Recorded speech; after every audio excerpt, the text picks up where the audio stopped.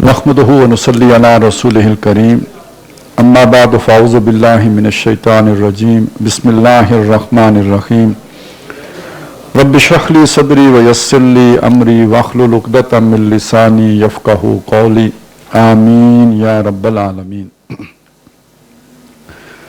ये मोहतरम डॉक्टर इसरार अहमद साहब की किताब इस्लाम की नशत सानिया करने का असल काम ज़ेर मताला है, और ज़ाहिर है ये मताला हम इसलिए कर रहे हैं कि जो इस्लाम की नशत सानिया है, यानी दोबारा इस्लाम का पूरी दुनिया पर गालिब होना है, उसके लिए कुछ बुनियादी काम करने की ज़रूरत है। कोई एक असल काम है जिसको करने की ज़रूरत है।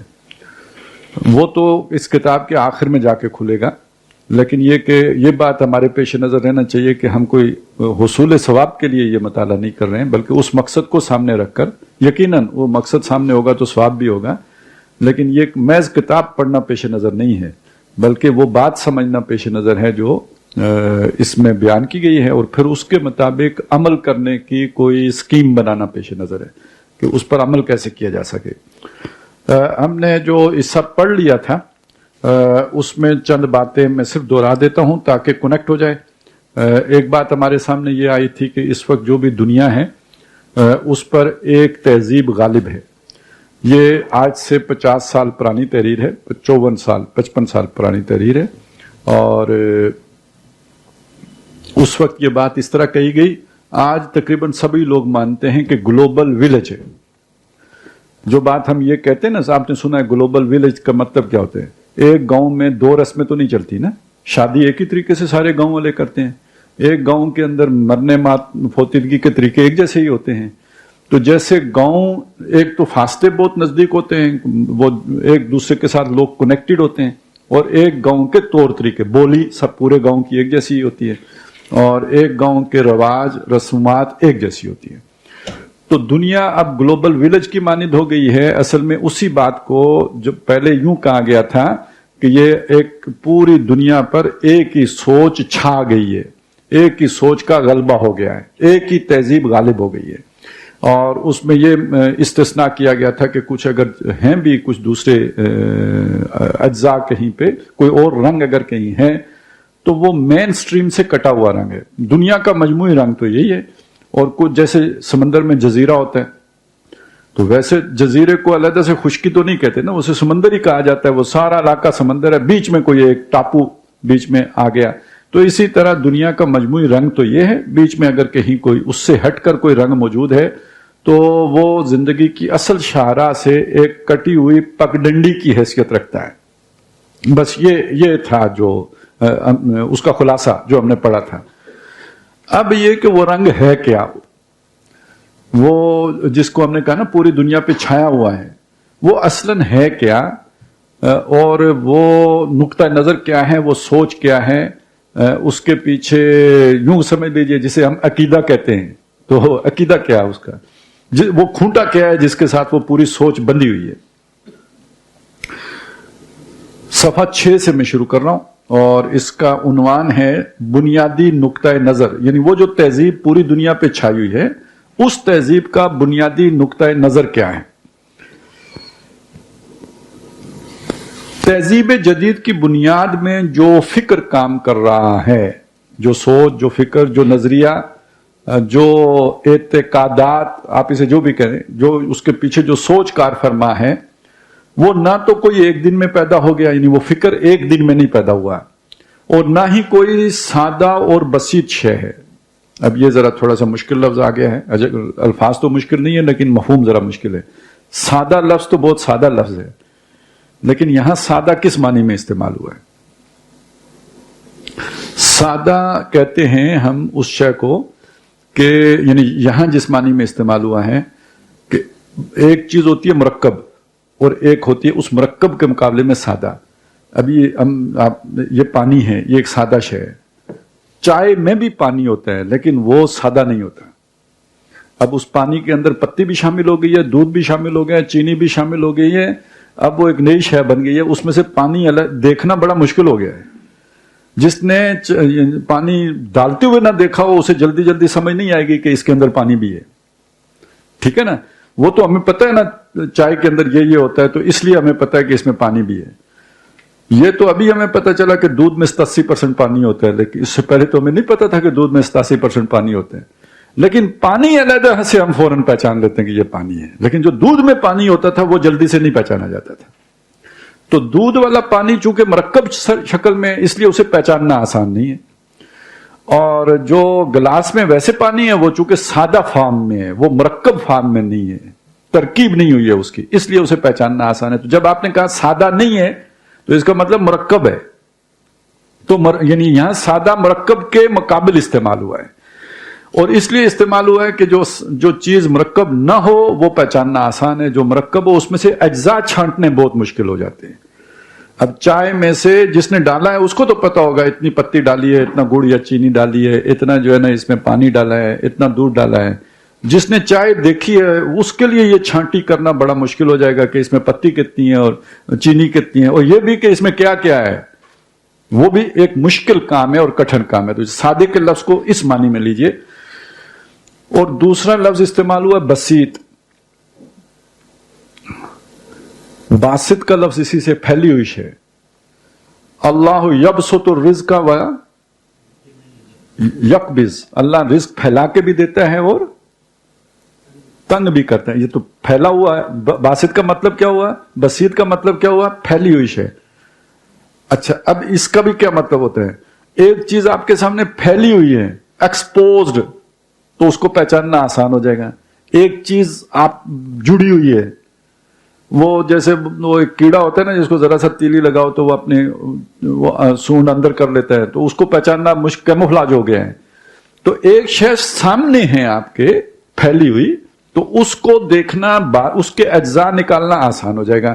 اور ایک شے سکڑی ہوئی ہے تو وہ اس کے اندر سے اس کے اجزاء کو تلاش کرنا مشکل ہو جائے گا. اب یہ دونوں الفاظ جو اگرچہ کہ بہت سیدھے سیدھے سے تھے لیکن اپنے اندر ایک بڑا مشکل مفہوم لیے ہوئے تھے, کہ اور نہ ہی کوئی سادہ اور بسیط شے ہے, بلکہ ان یعنی دو باتیں یہاں پہ کہی گئی, یہ سادہ اور بسیط نہیں ہے, اور دوسرا یہ کہ یہ ایک دن کی پیداوار نہیں, اچانک نہیں پیدا ہو گئی ہے, بلکہ ان 150-200 سالوں کے دوران فلسفے کے کتنے ہی مکاتب فکر یورپ میں پیدا ہوئے, اور کتنے ہی زاویہ ہائے نگاہ سے انسانوں نے انسان اور انسانی زندگی پر غور و فکر کیا.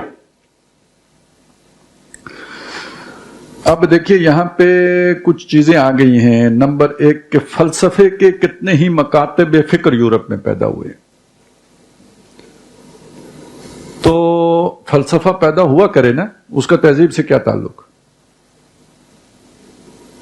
ہے؟ جی بتائیں. اصل میں جو فلسفہ ہوتا ہے نا ایک, اور وہ ظاہر ہے پھر اس یعنی جب آپ اس سوچ کو قبول کرتے ہیں تو اس کو پھر زندگی کے ہر رخ کے اوپر اپلائی کرتے ہیں. جب ایک فلسفہ وجود میں آتا ہے تو جیسے ایک عقیدہ وجود میں آتا ہے, وہ عقیدہ اگر توحید کا ہوگا تو وہ جیسے وہ مثال دی گئی نا, ضرب اللہ مثلا کلمۃ طیبۃ کشجرۃ طیبۃ اصلھا ثابت وفرعھا فی السماء. اللہ مثال بیان کرتا ہے ایک کلمے کی جو پاکیزہ کلمہ ہے, جیسے ایک پاکیزہ درخت ہوتا ہے جس کی جڑ زمین میں گہری ہوتی ہے اور اس کی شاخیں آسمان سے باتیں کر رہی ہوتی ہیں, تو وہ جڑ سے لے کے شاخوں تک پھل تک ایک ہی چیز ہے نا. تو زندگی جو تہذیب کے مختلف گوشے ہیں, جو ہماری زندگی کے مختلف پہلو ہیں, تو جو ہماری جڑ میں عقیدہ ہوگا یا جو فلسفہ ہوگا وہ ان تمام گوشوں کو متاثر کرے گا. تو جب فلسفے پیدا ہوئے تو ان کے اثرات زندگی کے مختلف شعبوں پر مترتب ہوئے, تو فلسفے پیدا ہوئے.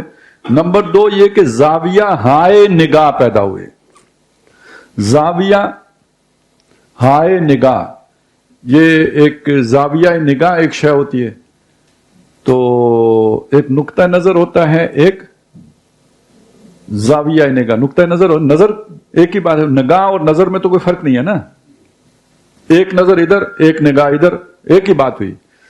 اب زاویہ نگاہ اور نقطہ نظر, تو نقطہ یعنی نظر کو آپ کا جس پر فوکس ہے, جس پوائنٹ پر فوکس ہے وہ نقطہ نظر ہے, اور زاویہ نظر یہ ہے, یہ زاویہ نگاہ یہ ہے کہ جس رخ سے آپ کسی شے کو دیکھتے ہیں. اب اس میں فرق ہو گیا تھوڑا سا معمولی سا کہ چیز ہو سکتا ہے، دیکھیے یہ ایک مکمل چیز ہے، میں اسے پورا دیکھوں گا تو یہ ایک مکمل زاویہ ہے جس سے میں ہر زاویے سے اسے دیکھ لیا، لیکن میں نے اگر اسی زاویے سے اسے دیکھا ہے تو اس کا پورا فہم مجھے حاصل نہیں ہوگا، جو میرے زاویے کے سامنے ہے وہ فہم مجھے حاصل ہوگا۔ تو یہ بڑا اہم لفظ ہے جو یہاں پہ استعمال کیا گیا ہے کہ چیزوں کو ایک خاص زاویے سے دیکھا گیا ہے۔ تو وہ خاص زاویہ کون سا تھا؟ وہ کدھر سے پیدا ہو گیا تھا؟ وہ اس فلسفے نے پیدا کیا تھا، وہ جو پیچھے ڈسکس ہو گیا نا، مختلف فلسفے پیدا ہوئے۔ تو میں نے آپ کو بتایا کہ فلسفہ پھر پوری زندگی پر اثرات مترتب کرتا ہے، وہ جب ادھر گھس گیا تو ایک خاص نظر پیدا ہو گئی، اس خاص نظر سے پھر آپ نے چیزوں کو دیکھنا شروع کر دیا۔ زاویہ نگاہ یہ شے ہے کہ جس خاص نظر سے آپ کسی شے کا دیکھتے ہیں، اگر آپ کا وہ نقطہ نظر بن گیا تو آپ نے اسی اینگل سے اس چیز کو پھر اب مشاہدہ کرنا ہے۔ قرآن مجید نے ایک چیز بیان کی ہے نا، یعلمون ظاہرا من الحیات الدنیا، یہ دنیا کو جانتے ہیں مگر اس کو ظاہر سے جانتے ہیں، جس کا مطلب اس کا کوئی دوسرا پہلو بھی تھا جس طرف ان کی نگاہ نہیں گئی، ایک پہلو سے اسے دیکھا ہے۔ تو یہ اس نگاہ کے یک پہلو ہی ہونے کا ایک علامت ہے، اور اس سے معلوم ہوا پورا کانسیپٹ آپ کو نہیں آتا، ادھورا کانسیپٹ آپ کے سامنے آتا ہے۔ اچھا، نبی صلی اللہ علیہ وسلم کی ایک دعا بھی ہے، اللہم ارنی حقیقت الاشیاء کما ہی، اے اللہ مجھے چیزوں کی حقیقت دکھا جیسے کہ وہ ہیں، یعنی ایک مجھے نظر آ رہی ہے یہ کیا ہے، ایک ان کی حقیقت ہے جیسے کہ وہ ہیں ویسی مجھے دکھا۔ تو اب آپ کو وہ زاویہ نگاہ والی بات میرا خیال ہے ہر اعتبار سے سمجھ میں آ جانی چاہیے۔ تو اب میں اگر اسے دوبارہ پڑھوں تو شاید بہتر وہ جو ہے نا آپ کے ذہن کے اوپر خیال پیدا ہوگا کہ تہذیب، اچھا اس میں ایک جملہ رہ گیا ہے، ان 150-200 سالوں، یہ ان 150-200 سال کون سے ہیں؟ یہاں ان کا لفظ کیوں آیا ہے؟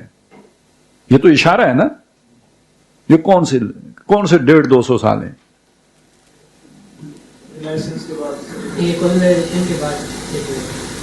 آپ کو کیسے پتا چلا؟ یہاں تو نہیں لکھا ہوا۔ ہاں جی، شاباش، اب بچے کا حافظہ ٹھیک ہے، ٹھیک ہے نا۔ اب میں آپ کو وہ پچھلا جملہ سناتا ہوں۔ آج سے تقریباً 200 سال قبل یورپ میں ہوئی تھی، آج سے تقریباً یہ ان کا لفظ اس کی طرف اشارہ کر رہے ہیں، ٹھیک ہو گیا۔ تو تہذیب جدید کی بنیاد میں جو فکر کام کر رہا ہے وہ نہ تو کوئی ایک دن میں پیدا ہو گیا ہے اور نہ ہی کوئی سادہ اور بسیط شے ہے، بلکہ ان 150-200 سالوں کے دوران فلسفے کے کتنے ہی مکاتب فکر یورپ میں پیدا ہوئے اور کتنے ہی زاویہ ہائے نگاہ سے انسانوں نے انسان اور انسانی زندگی پر غور و فکر کیا۔ اب دیکھیے، وہ میں نے آپ کو زاویہ نگاہ گلاس کے حوالے سے ابھی بتایا تھا، اب یہاں اگلی بات یہ آ گئی ہے کہ اس زاویہ نگاہ سے انسان کا مشاہدہ کیا اور انسانی زندگی کا مشاہدہ کیا۔ اب وہ زاویہ نگاہ سمجھ میں آئے گا تو پتہ چلے گا کہ بھئی آج انسان کو کیا سمجھ رہا ہے۔ لیکن اس پورے ذہنی اور فکری سفر کے دوران ایک نقطہ نظر جو مسلسل پختہ ہوتا چلا گیا ہے، یعنی دیکھیں نا، ایک رسہ ہے، اس رسے کے اندر مختلف ڈوریاں ہیں، کوئی سفید ہے، کوئی نیلی ہے، کوئی پیلی ہے، تو یہ مختلف شیڈز ہیں جو آپ کو نظر آ رہے ہیں، جو مختلف زاویہ ہائے نگاہ ہیں، لیکن خود رسہ تو ایک یعنی ایک علیحدہ تشخص رکھتا ہے نا، جس کے اندر یہ مختلف ڈوریاں بنی ہوئی ہیں۔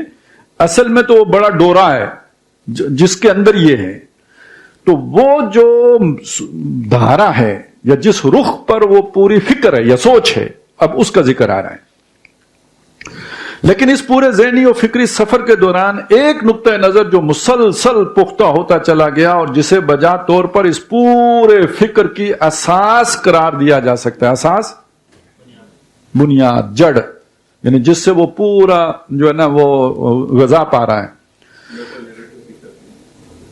جی، وہ یہ ہے کہ اس میں خیالی اور ماورائی تصورات کے بجائے ٹھوس حقائق و واقعات کو غور و فکر و سوچ و بچار کا اصل مرکز و محور ہونے کی حیثیت حاصل ہے۔ اس میں خیالی کیا ہوتا ہے؟ ایبسٹریکٹ، یہ صحیح ترجمہ کیا ہے۔ تخیلاتی بھی ایبسٹریکٹ ہی ہوتا ہے، تو یعنی وہ چیز کہ جس کا خارج میں تو وجود نہیں ہے، لیکن آپ کے ذہن کے اندر کوئی پہچان اس کی ہے، وہ ایک خیال ہے جو آپ نے باندھ لیا ہے، جس کا کوئی خارج میں موجود کم از کم جو بھی آپ کے حواس خمسہ ہیں ان کی گرفت میں نہیں آتا ہے۔ تو جب آپ کا نقطہ نظر یہ ہو گیا کہ میں نے تو اسی شے کو ماننا ہے جو موجود ہے، تو اس کا نتیجہ کیا نکلے گا؟ ذرا یس انڈیڈ، کہ یعنی ادھر سے تو یعنی یہ جو تہذیب ہے یہ کہاں سے شروع ہوئی؟ ماننا اس کو ہے جو حواس خمسہ کی گرفت میں آئے گا۔ ادھر قرآن کہاں سے شروع ہوا؟ یؤمنون بالغیب۔ اب آپ کو سمجھ آئی یہ ہیڈ آن کلوژن ہو گیا بھائی، بالکل شروع میں دونوں نے اپنے آغاز ہی ایک دوسرے سے مخالف سمت میں کیا ہے۔ ایک نقطہ نظر یہ ہے کہ مانیں گے وہ جو حواس کی گرفت میں آئے گا، اور دوسرے نے کہا کہ ماننا وہ ہے جو تمہارے لیے غیب ہے، تمہیں نظر ہی نہیں آتا۔ تو یہ خیالی، اچھا ماورائی، پہلے اس لفظ کو نوٹ کر لیں، ورا ہوتا ہے پیچھے یا بیانڈ، اور ماورا جو کچھ اس سے پیچھے، یعنی ایک تو شاید ورا ہے، تو جو کچھ اس سے پیچھے ہے، تو اصل میں یہ لفظ استعمال کرتے ہیں ہم ما بعد الطبیعات، ایک لفظ ہوتا ہے، ٹھیک ہے؟ یعنی طبیعت کیا ہے؟ فزیکل ورلڈ، عالم الشہادہ جو آپ کو نظر آتا ہے، یعنی جو کچھ آپ دیکھ سکتے ہیں وہ کیا ہے؟ طبیعت ہے۔ تو ما بعد الطبیعت کیا ہے؟ جو آپ کی حواس خمسہ کی گرفت میں نہیں آتا، اس کو کیا کہیں گے؟ ماورائی، میٹا فزیکل، ما بعدت طبیعتی۔ ان دونوں کے لیے لفظ کیا آئے گا جی؟ خیالی اور ما بعد الطبیعت یا ماورائی کے لیے قرآنی لفظ کیا ہے؟ بالغیب، جو نہیں آپ کو نظر آتا نا۔ خیالی ہے وہ آپ اس کا تصور رکھتے ہیں، تخیل رکھتے ہیں، لیکن یہ کہ غیب ہے وہ آپ کی نگاہوں کے سامنے نہیں ہے، آپ اسے چھو نہیں سکتے ہیں، آپ اسے ان حسیات سے محسوس نہیں کر سکتے ہیں، حواس کی گرفت میں وہ نہیں آ سکتا ہے۔ میں آگے چلوں یا اس کی تھوڑی سی وضاحت کر لوں؟ کیونکہ اس کی وضاحت یعنی اس پر ڈاکٹر صاحب کا شاید 2-2.5 گھنٹے کا ایک لیکچر ہے، میں کنیکٹ کرنا چاہتا ہوں چیزیں، انہوں نے خود نہیں کی ہوئی ہیں۔ تو اصل میں تو یہ کام ہوتا ہے نا، پھر جو بھی آگے لے کے اسے چلے تو اس کو کنیکٹ کرے۔ آپ میں سے کتنے ہیں جنہوں نے ڈاکٹر صاحب کا علم کی حقیقت والا جو ہے نا وہ مضمون پڑھا ہوا ہے یا وہ لیکچر سنا ہوا ہے؟ آپ نے سنا ہوا ہے علم کی حقیقت والا، اور آپ نے سنا ہوا ہے، آپ نے بھی سنا ہوا ہے۔ دیکھیں اس میں ڈاکٹر صاحب نے پہلی بات تو یہ سمجھائی ہے کہ علم ایک وحدت ہے، لیکن اس کی 2 برانچیں ہیں، اور کسی کا قول بھی سنا ہے العلم و علمان، علم 2 ہوتے ہیں، ہے علم لیکن اس کی آگے شاخیں برانچز 2 ہیں، علم الابدان و علم الادیان۔ یہ جو ابدان ہے یہ طبیعت ہے، یہ فزیکل ورلڈ، یہ ہو گئی، اور یہ علم بالحواس ہے یا علم بالعقل ہے۔ علم بالحواس وہ ہوگا جو فزیکل سائنسز بن جائیں گی، یعنی جو آپ کے اس میں آئے گی، آبزرویشن میں آئے گی۔ لیکن ان فزیکل سائنسز کی بنیاد پر بھی آپ کچھ تعقلات کر کے کوئی فلسفے بنائیں گے، اور ان کی روشنی میں سیاسی، سماجی، معاشی نظام، یہ سوشل سائنسز بن جائیں گی، ٹھیک ہے؟ اس میں سارا آپ کے یہ حواس استعمال ہوئے جنہوں نے یہ مشاہدہ کیا اور اس کو منضبط کیا، تو مختلف علم کے شعبے بن گئے، یہ سارے سائنسی علوم اس سے بن جائیں گے، ٹھیک ہے؟ پھر وہ جو ڈیٹا آپ کے پاس آیا اس کو پروسیس کر کے آپ نے کچھ نتائج نکالے، لیکن وہ تابع کس کے ہیں؟ اساس کیا ہے اس میں؟ وہی فزیکل سائنس ہے. اس کی اساس پر آپ نے کچھ فلاسفیکل چیزیں بنائی، جن میں پہلی سٹیج پہ یعنی جو اس فزیکل کے بڑے قریب رہے گی وہ آپ کا سوشو اکنامک پولیٹک سسٹم آ جائے گا. اس سے اوپر پھر آپ کا فلسفہ چلا جائے گا، لیکن جڑ بنیاد میں یہی چیز کام کر رہی ہوگی. ٹھیک ہو گیا؟ اب آ جائیں اس طرف. ادھر جو ہے نا سورس آف نالج کیا ہے؟ یہاں سورس آف نالج کیا ہے؟ حواس خمسہ. وہاں سورس آف نالج کیا ہے؟ وحی. پھر وحی کی اقسام ہے، یعنی اس وحی کی ایک قسم وہ ہے جو محفوظ ہے، ایک قسم وہ ہے جو غیر محفوظ ہے. وحی محفوظ کیا ہے؟ جو انبیاء پہ آتی ہے، جو جس صورت میں بھی آئے، خواب کی صورت میں آئے، الہام کی صورت میں آئے، القاء کی صورت میں آئے، یا یہ کہ وہ فرشتہ لے کے کتاب لے کے آئے، یہ ساری محفوظ صورت. جب نبی کے ساتھ ہوگی وحی تو محفوظ ہے. جو غیر نبی ہیں اس کے پاس فرشتہ تو نہیں آئے گا، نیور. تو فرشتہ آیا تو پھر تو نبی ہو گیا. وہ غیر نبی کے پاس فرشتہ تو نہیں آئے. خواب اسے بھی آ سکتا ہے، الہام اسے بھی ہو سکتا ہے، القاء اسے بھی ہو سکتا ہے، بلکہ وہ تقدیس کا بھی ذکر ہے، لیکن وہ محفوظ نہیں ہے. وہ شیطان کی طرف سے بھی القاء ہو سکتا ہے، شیطان کی طرف سے بھی خواب آ سکتا ہے، شیطان کی طرف سے بھی جو ہے نا وہ کوئی الہام ہو سکتا ہے. یعنی وہ غیر نبی کا محفوظ نہیں ہوگا. لہذا وہ تو بحث سے ہی باہر ہو گیا نا، اس کی بات کو کبھی آپ مانیں گے ہی نہیں. ہاں اس کے اپنے لیے حجت ہو سکتا ہے، کسی دوسرے کے لیے وہ حجت نہیں ہو سکتا. تو اب یعنی یہ جو دوسری سورس ہے چھٹی، 5 تو یہ ہو گئی نا حواس خمسہ، یہ جو چھٹی سورس ہے یہ محفوظ کون سی ہے جی؟ جو نبی کے پاس ہے. اچھا نبی کا اب یہ سمجھ لیں کہ اس کے بھی 2 حصے ہو گئے. محفوظ تو ہیں دونوں، لیکن ایک وحی جلی ہے، ایک وحی خفی ہے. یہ ہمارے فہم کے لیے ہے. وحی جلی کون سی ہے؟ جسے قرآن مجید کہتے ہیں، جسے وحی مطلوب کہتے ہیں، جس کی تلاوت کی جاتی ہے. اور وحی خفی کون سی ہے؟ احادیث کہہ لیجئے، حضور کا عمل کہیے. احادیث سے بھی محدود ہو جاتی ہے بات. حضور صلی اللہ علیہ وسلم کی جو سنت ہے، کیونکہ حدیثیں تو بعد میں مرتب ہوئی ہیں نا، سنت تو پہلے سے موجود ہے. اور حدیث مرتب اس لیے کی گئی ہے کہ جب سنت گم ہونے لگی تھی، جب عمل سے نکل رہی تھی تو خطرہ ہوا کہ یہ عمل گم ہو جائے گا، تو اب حدیث مرتب کی گئی ہے. ٹھیک ہے؟ تو سنت رسول صلی اللہ علیہ وسلم بھی وہی ہے، لیکن وہی خفی ہے. وہ جو ہے نا جبریلی نے بتایا، یا الہام ہوا، یا خواب دیکھا، یا جو بھی ہے، وہ نبی صلی اللہ علیہ وسلم کا ہر قول فعل عمل جو ہے وہ محفوظ ہی ہے. تو اب یہ 2 وحی کی صورتیں، اور یہ سارا اس میں سے بیشتر وہ ہے نا، یعنی چلیں اب نماز پڑھنے کا آپ کو حکم دیا، تو نماز کیسے پڑھنی ہے؟ جیسے میں پڑھتا ہوں ایسے پڑھنے. چلے یہ تو ٹھیک ہو گیا، یہاں تک تو بات ٹھیک ہو گئی جیسے حضور نے پڑھی. یہ تو اب اسی شے ہو گئی نا، یہ تو مشاہدے کی چیز ہو گئی. روزہ کیسے رکھنا ہے، یہاں سے لے کے یہاں تک رکھنا ہے، یہ تو سمجھ میں آنے والی بات ہو گئی. یہ تو حضور نے کر کے دکھا دیا. اللہ پر ایمان لانا ہے، جیسے میں لایا ہوں. نہیں بولتے آپ بھائی، سارے مل کے بھی کسی کا ایمان حضور کے ایمان کے برابر ہو سکتا ہے؟ ہاں اچھا چلیں، کسی بڑے سے بڑے ولی کا کسی صحابی، ادنا صحابی کے ایمان کے برابر ہو سکتا ہے؟ ہاں تو وہ تو چیز ہی اور ہو گئی. ٹھیک ہے؟ اب یہاں پہ آ کے تو صاف ہی کام جو ہے نا وہ اپنا اپنا ہو گیا.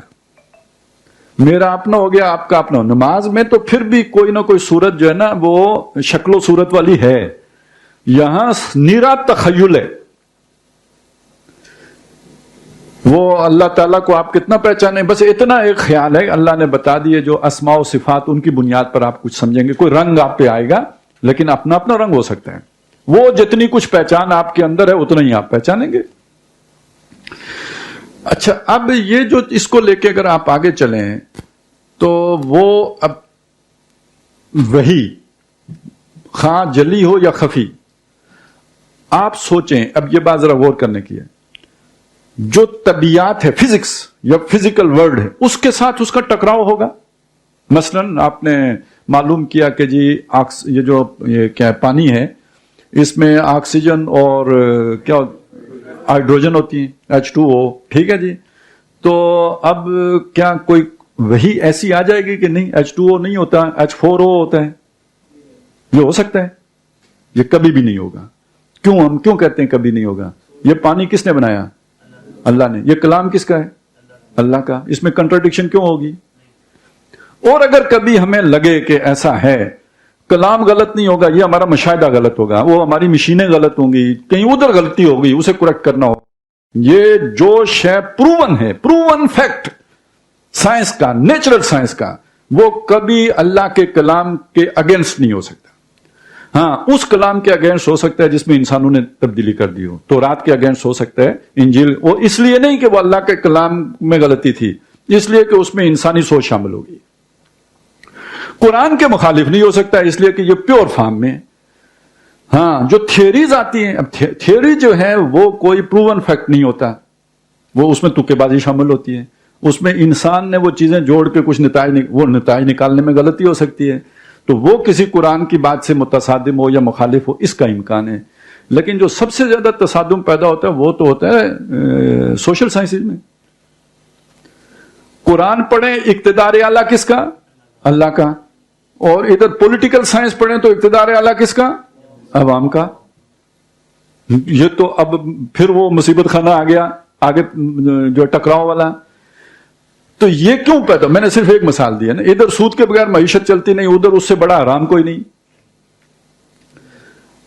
تو اب آپ کے علم کے اس فرق نے، جب آپ فوکس ہو گئے کس چیز پر؟ فزیکل ورلڈ پر، اور اس سے آگے کوئی شے ماننے کے لیے آپ تیار نہیں ہوئے، تو پھر آپ نے اپنی جو ضرورتیں ہیں انہی محدود لمیٹڈ جو آپ کی سورسز ہیں، ان سے جو آپ کو مشاہدہ اور علم حاصل ہوا، انہی کو بنیاد پر آپ اپنے حل پیش کریں گے. اور وہ حل جب بھی آپ پیش کریں گے، کوئی غلطی کریں گے تو پھر دوبارہ سیکھیں گے. جب سیکھ کے دوسری طرف جائیں گے تو ادھر دوسری انتہا پہ نکل جائیں گے، ادھر سے سیکھ کے واپس آئیں گے تو اس انتہا پہ نکل جائیں گے. یہ جو حدیث میں آتا ہے کہ یہ تو باقاعدہ حضور نے لکیر لگا کے دکھا ہے نا کہ یہ صراط مستقیم ہے، سیدھی پار جنت میں، اور یہ ٹیڑھی آڑی ترچھی لکیریں لگائیں، یہ ساری دوزخ میں گریں گے. یہ کیا ہے؟ یہ افراط و تفرید کے دھکے ہیں. افمن یمشی مکبا علی وجہہ اہدی ام من یمشی سویا علی صراط مستقیم. بھلا وہ شخص کے جو صراط مستقیم پر سیدھا جا رہا ہے وہ زیادہ سیدھا ہے، یا وہ کہ جو پیٹ کے بل گھسٹ کے، یہی افراط و تفرید کے دھکے کھا کے، تجربے کر کے، انگلی جلا کے تو یہ معلوم کر کے کہ آگ جلاتی ہے، اب اس سے بچنے کی تدابیر کر کے آگے بڑھ رہا ہے، یہ زیادہ سیدھا ہے. تو ارتقا تو سب ہے، ہر طرف ہے، لیکن ایک ارتقا وہ ہے جو پیٹ کے بل گھسٹ کے ہو رہا ہے، سفر اس کے ذریعے سے طے ہو رہا ہے. ایک وہ ہے کہ جو سینہ تان کے اور پاؤں پہ مارچ کرتے ہوئے ہو رہا ہے، تو وہ کس روشنی میں ہوگا؟ قرآن کی روشنی. یہ جو یخرجکم من الظلمات الی النور ہے، یہ روشنی میں لے کے آتے ہیں. ادھر وہ دھکے ہیں، روشنی نہیں ہے، تجربے ہیں، اور اس سے آگے بڑھیں گے. اس کو ڈاکٹر صاحب کہتے تھے یہ دجالیت ہے، کیونکہ اللہ نے علم کی دو آنکھیں دی ہیں، یہ دونوں اللہ نے دی ہیں. وہ جو علم بالحواس ہے وہ کس نے دیا؟ وَعَلَّمَ آدَمَ الْأَسْمَاءَ، اللہ ہی نے سکھایا. وہ بھی یہ ساری فیکلٹیز کس نے رکھی؟ یہ دیکھ، علم نجعل الارض، علم نجعل لہ عینین ولسانا وشفتین، یہ سب اللہ ہی نے دیے نا. سما، بصر، سب اللہ نے دی. تو یہ بھی اللہ نے دیا. یہ سارے پروسیسنگ یونٹ جو اندر سافٹ ویئر لگایا، یہ کس نے لگایا؟ یہ بھی اللہ کا لگا ہوا. تو یہ بھی اللہ کا دیا علم. اور اسی رکوع کے آخر میں، چوتھا رکوع سورہ بقرہ کا، کہ وَإِمَّا يَأْتِيَنَّكُم مِّنِّي هُدًى فَمَن تَبِعَ هُدَايَ فَلَا خَوْفٌ عَلَيْهِمْ وَلَا هُمْ يَحْزَنُونَ. تو جب میری طرف سے تمہارے پاس ہدایت آئے تو جو اس ہدایت کی تابعداری اختیار کرے گا، نہ ان کے لیے خوف ہوگا نہ دکھ ہوگا. یہ جو 2 کروڑ بندے مروا کے تو فرانس کا انقلاب لے کے آؤ، تو پھر کچھ عرصے کے بعد پتہ لگے کہ یہ تو نئی ایکسپلائٹیشن کا طریقہ ہے، اب مزدوروں کے حقوق کی نئی تاریخ چلاؤ، ٹھیک ہے، 2 کروڑ اور مرواؤ، اور وہ بھی 70 سال کے بعد ناکام کر کے پھر ہاتھ پکڑ کے بیٹھ جاؤ. تو یہ اس طرح کا کوئی دکھ اور خوف نہیں ہوگا کہ کوئی ناکامی ہوگی. یہ اللہ سیدھا راستہ دکھا دے گا تمہیں. تو جس کے پاس وہ ہدایت آئے گی وہ اس کو پکڑ لے گا، تو وہ سیدھے راستے پہ گامزن ہو جائے گا. اب بالفرض کسی نے یہ والی آنکھ بند کر لی ہو، جو بلکہ یہ بند کرنی چاہیے، نہیں، یہ اصلی دائیں والی آنکھ ہے جو اللہ کی طرف سے وہ نور ملا ہے، قرآن ملا ہے، ہدایت ملی ہے. جس کی یہ آنکھ بند ہو گئی اور یہ کھلی، اور انہیں اس کے اوپر لگ گئی ٹیلیسکوپ، اور اب جو وہ نہیں لگی ہے، کیا لگی ہے جی؟ کون سے والی ہے؟ जेम्स कौन, नहीं हबल तो मर गई, जेम्स वेब, ठीक है ना, वेब। तो अब वो वाली ऊपर लग गई, तो पता नहीं कौन सी नई से नई कहकशाएं, इंसान खरबों साल दूर और नूरी साल, तो नूरी साल का भी तस्वुर मुश्किल है, एक स्काई, तो वो करोड़ों नूरी साल, वो तो और भी बड़ा मुश्किल काम हो गया। कल कोई मुझे बता रहा था कि जी कोई जमीन दरियाफ्त हुई है, मैंने बिल्कुल हमारी जमीन की तरह है, कितनी दूर है, कहते 23.4 नूरी साल के फासले पे। मैं क्या मर जाएंगे, नहीं पहुंचेंगे। देखे ना, अगर है भी तो हम अपनी मौजूदा जो भी इंसान है वो कैसे पहुंचेगा, 23.4 नूरी लाइट ईयर्स, वो कैसे जा सकते हैं, यानी ये तो बस ख्याल ही है। तो इससे आप अंदाजा लगाइए कि भाई ये आंख इतनी ताकतवर हो गई, ये कर दी बंद, तो इससे बड़ी दजालियत और क्या होगी। अब क्यों दजालियत होगी, वापस आए जाविया निगाह। जब आपने दो आंखों से देखा, इधर जाके नुक्ता नजर कुछ और बना, उस नुक्ता नजर से जब आप चीज को देखेंगे तो उस चीज को कुछ और समझेंगे। जब एक आंख बंद करके देखेंगे तो और कुछ नहीं तो कम से कम उसकी जगह तो गलत रख देंगे ना। आपने कभी देखा ये इसको देखे ना दोनों आंखों से, फिर एक आंख बंद करके देखें, अभी ये मुझे यहां इनके बराबर नजर, ये बंद करके इनके बराबर हो जाती है। इतना फर्क तो एक बंद अभी देख रहे हैं, दोनों आंखों से देखने का और एक आंख से देखने का इतना फर्क तो अभी आपको नजर आ जाएगा। ये जाविया निगाह का फर्क हो जाएगा। तो ये इतने से फासले पे इतना फर्क पड़ता है, तो जब पूरे ग्लोब पे वो चीज वाकई होगी तो फिर वो कितना बड़ा फर्क बनेगा, तो बड़ी तबाही। ये दज्जालियत है। अब वो पूरा मजमून जो डॉक्टर साहब का दज्जालियत वाला वो ज़हन में आ जाना चाहिए। तो ये बुनियादी बात ये इल्म की है, वो उस इल्म से फिर नुक्ता नजर की बनती है या जाविया निगाह की बनती है। लेकिन इस पूरे ज़हनी और फिक्री सफर के दौरान एक नुक्ता नजर जो मुसलसल पुख्ता होता चला गया और जिसे बजा तौर पर इस पूरे फिक्र की असास करार दिया जा सकता है, वो ये है कि इसमें ख्याली और मावराई तसव्वुरात के बजाय ठोस हकायक व वाक़यात को गौर व फिक्र और सोचो विचार का असल मरकज और महवर होने की हैसियत हासिल है। ये मरकज और महवर, ये भी दो अल्फाज हैं। मरकज किसी भी चीज का जो सेंट्रल पॉइंट है वो उसका मरकज है, और महवर जिसके गिर्द वो घूमता है, मतलब जी एक्सिस, बल्कि एक्सल कह लें, हाँ एक्सल व्हील में होता है, ये एक्सिस ही है। और वैसे कहते हैं ना, जैसे ये नॉर्थ, आपने वो देखा है वो ये जो ग्लोब जो मेज पे ऊपर रखा होता है,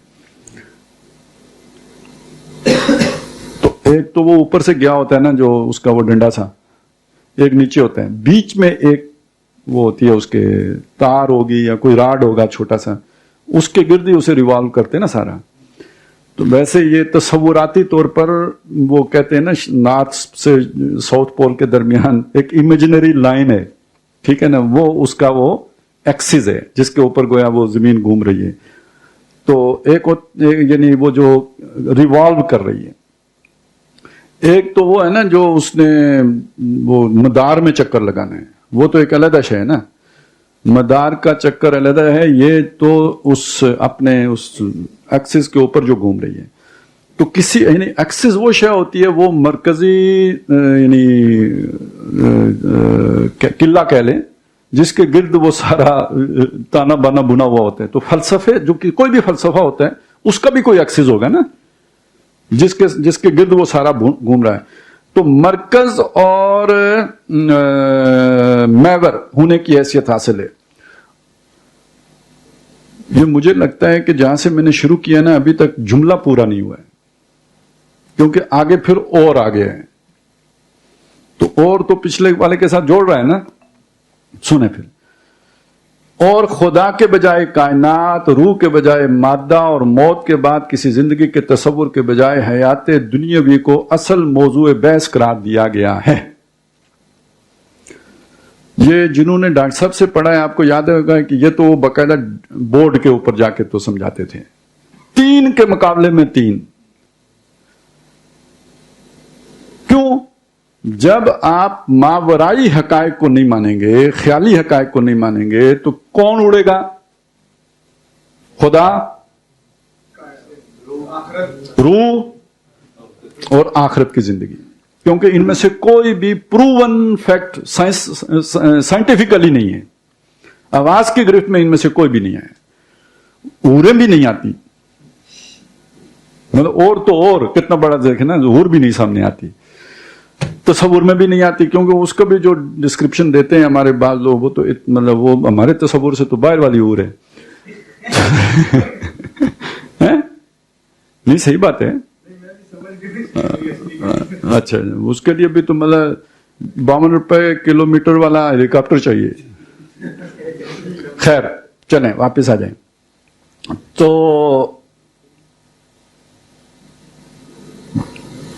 अब आप मजहबी नुक्ता नजर से देखें तो जिंदगी का महवर और मरकज क्या है जी? ईमान है या नहीं है? तौहीद। हर चीज को किस नुक्ता नजर से देखना है? आखिरत के नुक्ता नजर से। अब वो सारी चीजें जब बीच से निकल गई तो जो अब दुनिया की तहजीब है, आप उसके अंदाजा लगा सकते हैं कि वो कहां खड़ी है। वो पहले वक्तों में देखें, ये बात ज़हन में रखें कि जिन जिन कौमों को अल्लाह ने हलाक कर दिया ना, उनमें से कम से कम मुझे कोई ऐसी कौम मालूम नहीं है जो अल्लाह को मानती ही ना हो। वो सब अल्लाह को मानते थे और अल्लाह को मानकर उसके साथ शरीक कुछ बुत बना के उनको ठहरा लेते थे, ये करते थे ना, शरीक ठहराते थे किसका? अल्लाह का। आज का जो भी पढ़ा लिखा आदमी है, मतलब जो पढ़ लिख गया, मुझे वो परवेज ओद भाई याद आ रहे थे।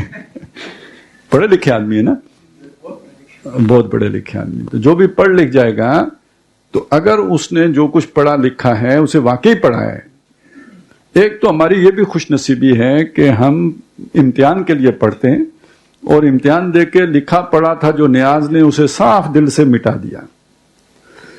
फिर कुछ हमारी और भी खुशकिस्मतियां हैं कि उनमें से एक ये भी है कि जिसे हम मुनाफकत कहते हैं, कि जिसमें हम जिंदगी भर दो अमली बरतते हैं।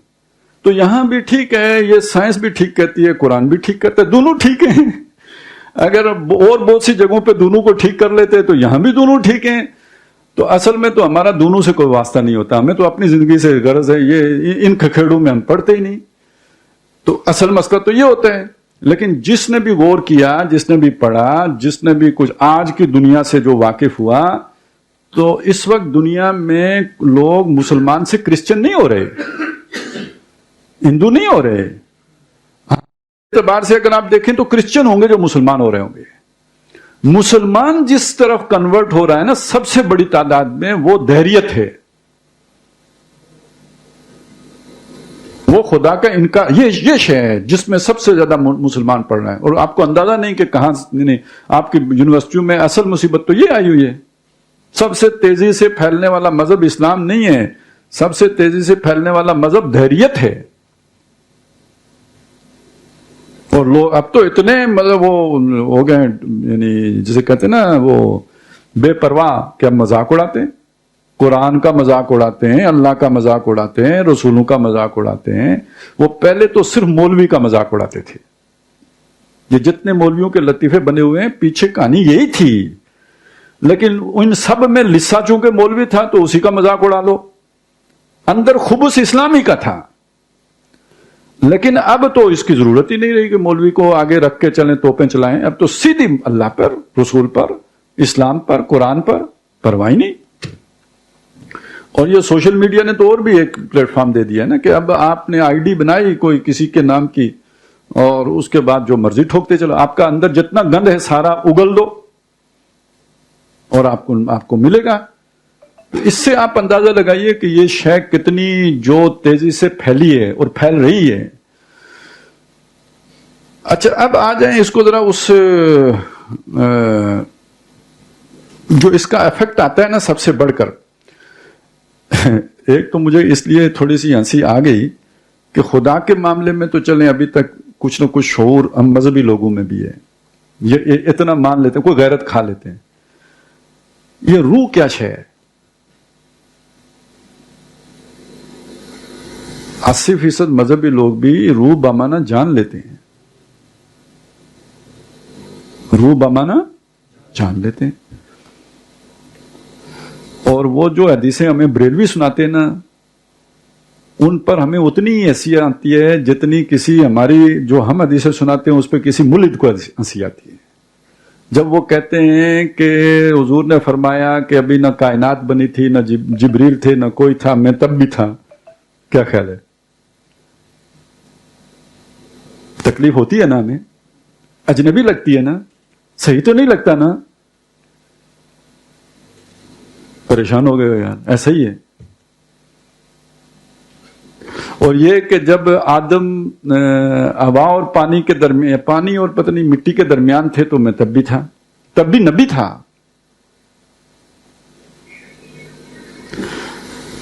तो कोई ना कोई तो इसकी हवा हमें भी लग गई ना। ये रूह क्या शय है? इस वक्त हमारे बड़े बड़े उलमा भी रूह को जान के मानी में लेते हैं। और उसकी मतलब अब हदीस में आया कि वो जो होता है ना, नुत्फा होता है, मुज़गा होता है, अलका होता है, नहीं नुत्फा होता है, अलका होता है, मुज़गा होता है, और 120 दिन के बाद उसमें फरिश्ता लाके रूह डालते हैं। ठीक है? नहीं, 120 दिन के अल्फाज हदीस में नहीं है, यानी इन 3 मराइल के बाद फरिश्ता लाके उसमें रूह डालते हैं। वो असल में शुरू में 40 दिन का इंसान 40 दिन होता है नुत्फा, ठीक है, और उसके बाद अलका, फिर मुज़गा, और फिर जो है ना फरिश्ता लाके रूह डालते हैं। तो उस 40 को सबके ऊपर रख लिया ना, तो उससे 120 दिन क्यास करके बनाए, अल्फाज में नहीं है, ठीक है, क्यास करके 120 दिन बनाए और उस पर फतवा जारी कर दिया कि अगर इन 120 दिनों के अंदर अबार्शन कर ली किसी ने तो गुनाह नहीं होगा।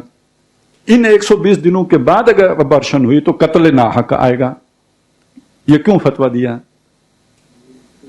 नहीं, उनकी समझ के मुताबिक जान 120, फरिश्ता ने आके जो रूह डाली है ना वो 120वें दिन डाली है, तो अब चूंकि उसमें जान आ गई थी तो अब कत्ल करने से, अब अबार्शन कत्ल के मुतरादिफ हो गया।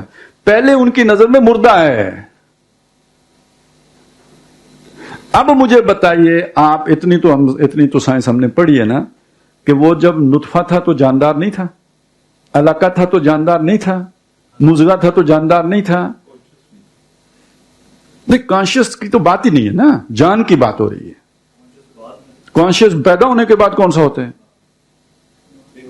इसीलिए तो वो ये कहते हैं क्या, जो जब रूह को की जाती है ना, जो इसकी साइंटिफिक वो है, वो ये है कि कॉन्शियसनेस उसको जब दर्द का महसूस उसको होना शुरू हो जाता है। सर ये कॉन्शियसनेस और है।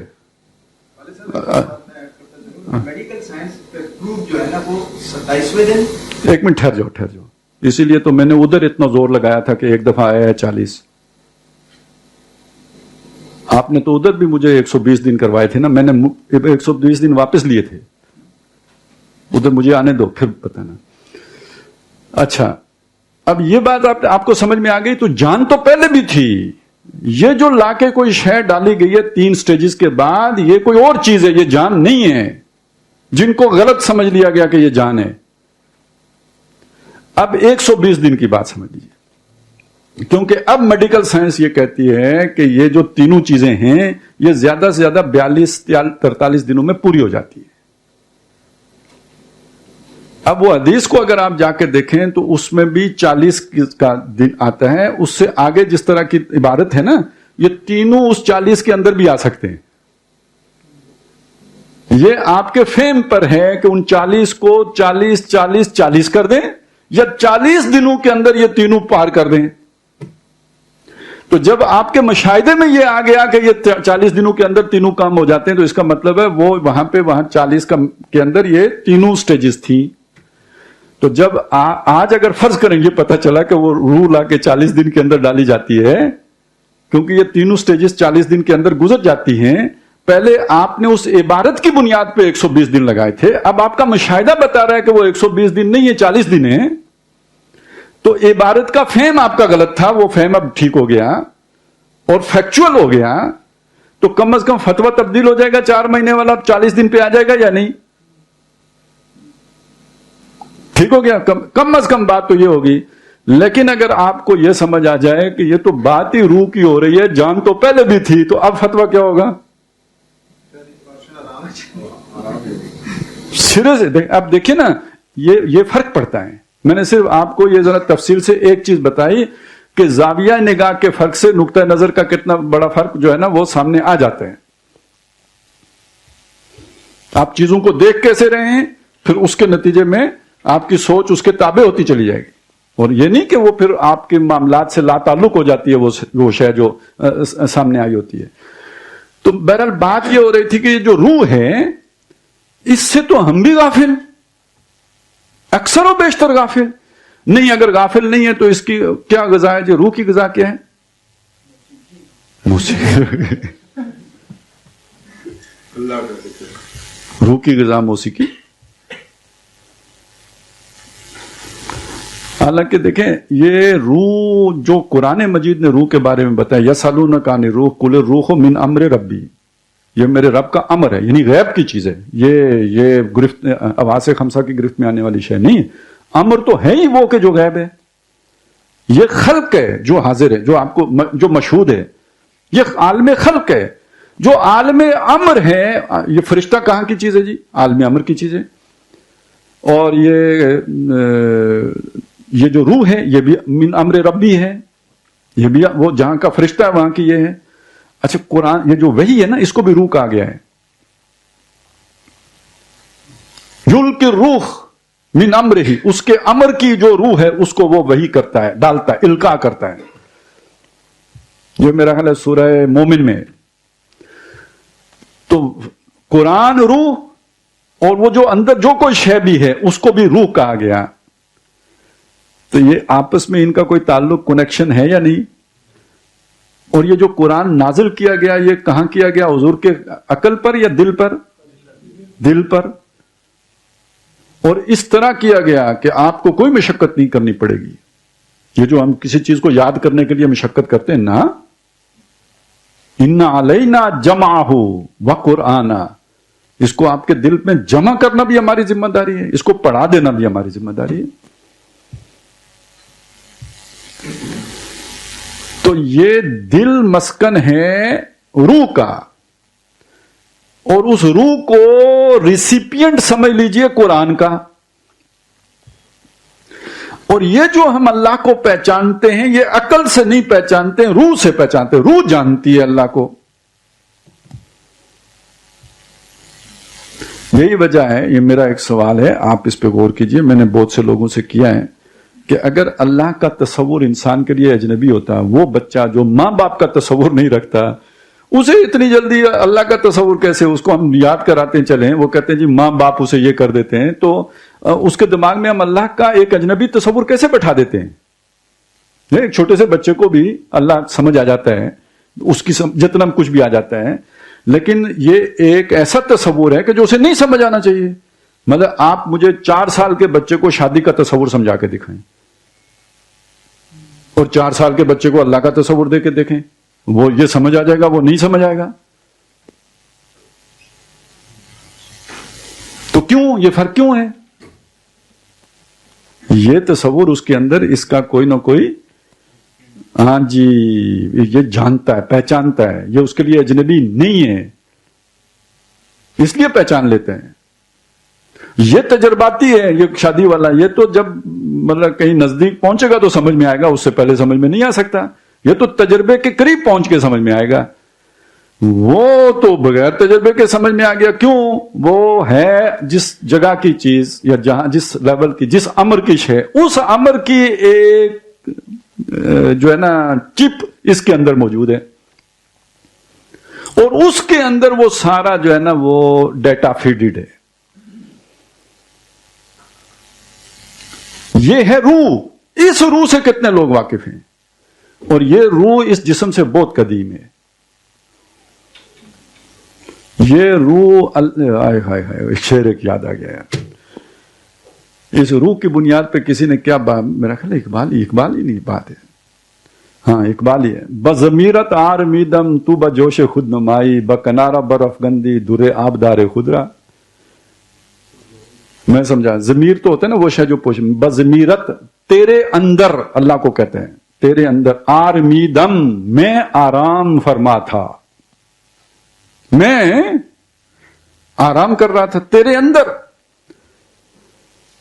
بضمیرت آرمیدم تو بجوش خود نمائی, تجھے اپنی نمائش کا شوق چرایا. یہ بھی ایک ذرا روایت ہے کہ کن تو کنزن مخفین فاخبب تو ان عورفا, میں ایک چھپا ہوا خزانہ تھا, میں نے چاہا کہ میں پہچانا جاؤں. فخلقت الخلق, تو میں نے یہ تخلیق بنائی. اب ظاہر ہے درخت تو نہیں پہچانیں گے اللہ کو, پہاڑ تو نہیں آسمان تو نہیں پہچانیں گے نا, جو اشرف المخلوقات ہے وہ پہچانے گا. تو کیوں پہچانے گا؟ اس کے اندر وہ چیز ہے جو پہچان والی ہے, جو پہچان سکتی ہے, اور تو پوٹینشل ہی نہیں ہے کسی کو پہچاننے کا. یہ اس کی تقدیر ہے کہ یہ اس کو پہچان سکتا ہے. تو یہ کہاں سے آیا؟ یہ کرن کس سورج سے پھوٹی ہے؟ یہ کرن وہیں سے آئی ہے. تو بضمیرت آرمیدم, میں تیرے اندر آرام کر رہا تھا, تو بجوش خود نمائی, تجھے اپنی پہچان کا شوق ہوا. بکنارا برف گندی در آبدار خود رہا, اپنے اندر کے اس موتی کو نکال کے ادھر ڈال دیا, کنارے پہ پھینک دیا. تو یہ تو بہت قدیم چیز ہے. چلیں اور نہ صحیح, اللہ کے علم قدیم میں تو ہمیشہ سے تھا نا, اللہ کا علم تو کامل ہے نا. تو اب آپ اس چیز کو سوچئے کہ وہ جو الستو بربکم قالوا بلا والا واقعہ آیا ہے, اس کا تعلق تو روح کے ساتھ ہے. اس وقت ان جسموں کے ساتھ تو ہم وہاں موجود نہیں تھے, لیکن یہ معاہدہ, یہ وعدہ تو تمام انسانوں سے لیا گیا. اور یہ جو دو جگہوں پہ قرآن مجید میں آیا, سورہ انعام میں بھی اور سورہ اس میں کاف میں بھی, لقد جئتمونا کما خلقناکم اول مرہ, یہ آیا سورہ کاف میں, ہم تمہیں لے آئے نا جیسے ہم نے تمہیں پہلی دفعہ بنایا تھا. یہ حشر کے میدان میں اللہ خطاب کریں گے. اور سورہ انعام میں فرمایا لقد جئتمونا فرادا کما خلقناکم اول مرہ, تمہیں اکیلا لے آئے نا جیسے پہلی مرتبہ پیدا کیا تھا. یعنی روح کا کوئی باپ, کوئی پوتا پوتی, رشتہ دار, روح کا کوئی نہیں ہے. اس کی بھی ایک شان ہے, وہ بھی ایک طرح کی لم یلد و لم یولد ہے, وہ تو اللہ کا امر ہے. تو حشر کے میدان میں کھڑا کر کے اللہ کہے گا اکیلے ہو نا آج, سارا ما خولناکم, جو خول چڑھائے تھے برادری کے, رشتہ داریوں کے, خاندانوں کے, اس جسم کے, سب اتر گئے. اور کما خلقناکم اول مرہ, پہلی مرتبہ جیسے بنایا تھا ویسے لے آئے. اور اس میں ایک بات یہ بھی ہے کہ یا تو انسان تب سارے اکٹھے تھے, یا پھر حشر کے دن سارے اکٹھے ہوں گے. یہاں تو سب کو, آدم علیہ السلام کہاں ہیں, ابراہیم علیہ السلام کہاں ہیں, یہ تو سب گئے. اور ابھی پتہ نہیں کتنے باقی ہیں جو آنے والے ہیں, تب ہم نہیں ہوں گے. تو یہ تو ایک ٹرین ہے جو چل رہی ہے, جس پہ لوگ چڑھ بھی رہے ہیں, اتر بھی رہے ہیں. نئے مسافر آ رہے ہیں, پرانے مسافر اتر رہے ہیں. تو یہاں تو سارے اکٹھے تو ہیں نہیں. دنیا میں کبھی بھی سارے اکٹھے نہیں ہوئے. آدم علیہ السلام سے لے کے تا صبح قیامت تک تمام انسان کبھی اکٹھے نہیں ہوئے.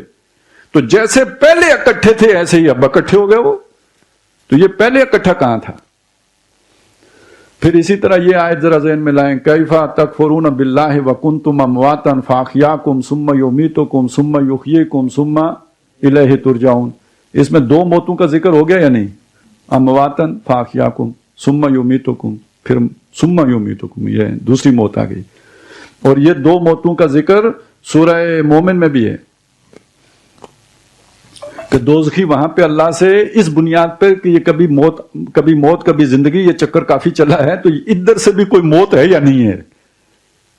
ربنا امتنا سنتین, دو دفعہ مارا. یہ موت اس معنی میں نہیں ہے کہ یہ موت جو ہے نا کوئی عدم کی بات ہو رہی ہے, زندہ تھے, زندہ کو مارنے کو اماتا یمیتو کہتے ہیں نا.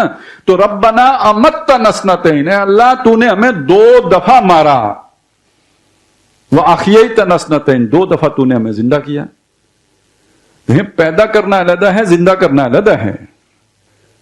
پیدا تو پہلی مرتبہ کیا تھا نا, اس کے بعد مارا, پھر ادھر زندہ کیا, یہ پہلا زندہ کرنا ہوا.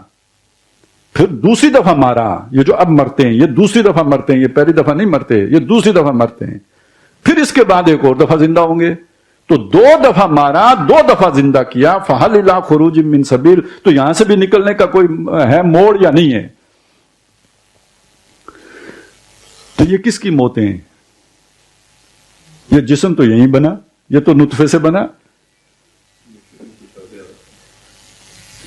یہ موت وہ روح کی موت ہی ہے, اور یہ موت بمانا نیند ہے, کیونکہ یہ نیند کو قرآن مجید نے موت کے معنی میں استعمال کیا ہے.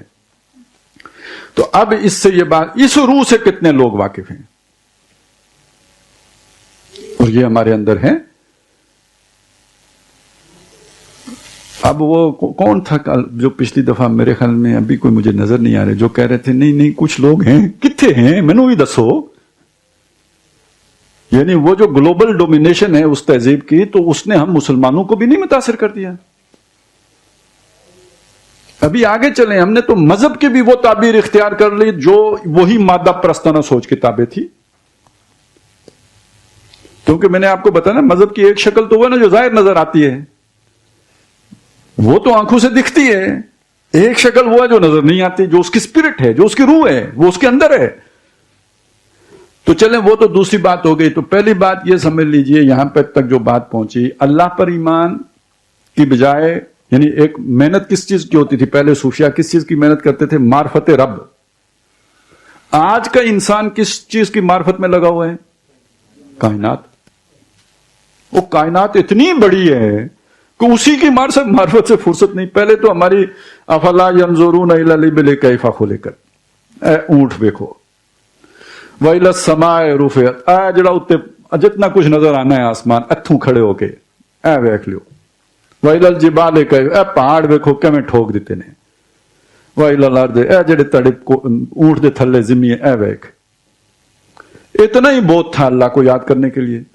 اب جناب ہم نے راکٹ, چاند, تو پتہ نہیں کیا, تو کون سی دوربین اور کون سی خوردبینیں, تو کیا کیا لگا کے, تو ادھر سے فرصت. ابھی پی ایچ ڈی جناب پتے پہ پی ایچ ڈی, ہاں جی, درختوں کی جڑوں پہ P H D. P H D کا مطلب کیا ہے جی؟ ایک آدمی پوری زندگی ایک کام میں کھپا دیتا ہے.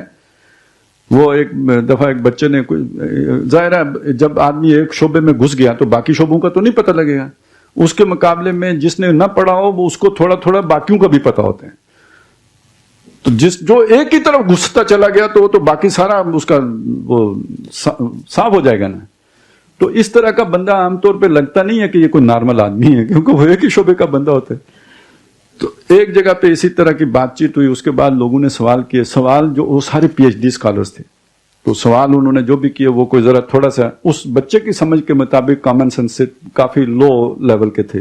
تو باہر نکل کے کہتے ہیں یہ پی ایچ ڈی کا کیا مطلب ہوتا ہے؟ پھرے ہوئے دماغ. میں یہاں پہ اس معنی میں یہ کہہ رہا ہوں کہ ایک آدمی پی ایچ ڈی کرنے کے لیے, سچی بات ہے, یہ تو باہر ہو سکتا ہے آسان ہو, ہمارے والے تو پاگل کر دیتے ہیں نا, کیونکہ ہم تو دوسرے کو غلام بنانا چاہتے ہیں. جو ہمارے کسی تھلے پھندے میں آ جائے نا اس کو تو رگڑا چاڑ دیتے ہیں. یہ جو جس طرح پاگل کرتے ہیں ان بچوں کو جو ریسرچ کر رہے ہوتے ہیں, جو ان کے جو ایگزامن ہیں اور جو بھی ان کو وہ کر رہے ہوتے ہیں مانیٹر, پروفیسر, دماغ خراب کر دیتے ہیں. یعنی بندے, یعنی جسے کہتے ہیں نا وہ خودی کو مارنے کا نقطہ کمال ہے پی ایچ ڈی کرنا.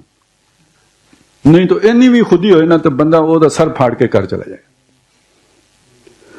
تو بہرحال خیر, ایک یعنی اتنی مشقت والا کام ہے, کوئی آسان کام نہیں ہے. لوگ ڈسٹرب ہو جاتے ہیں, باقاعدہ ان کو سائیکو تھراپی کی ضرورت پیش آ جاتی ہے. آپ نے سنا نہیں کہ بچیاں جو ہے نا وہ خودکشی کر لیتی ہیں.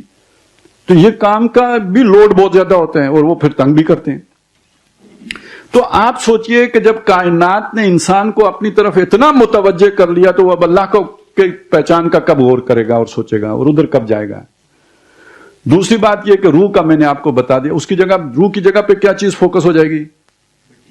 جسم, باڈی. اور باڈی فوکس ہوگی تو کیا ہوگا؟ دیکھیں نا کیا کیا ہوگا. دیکھیں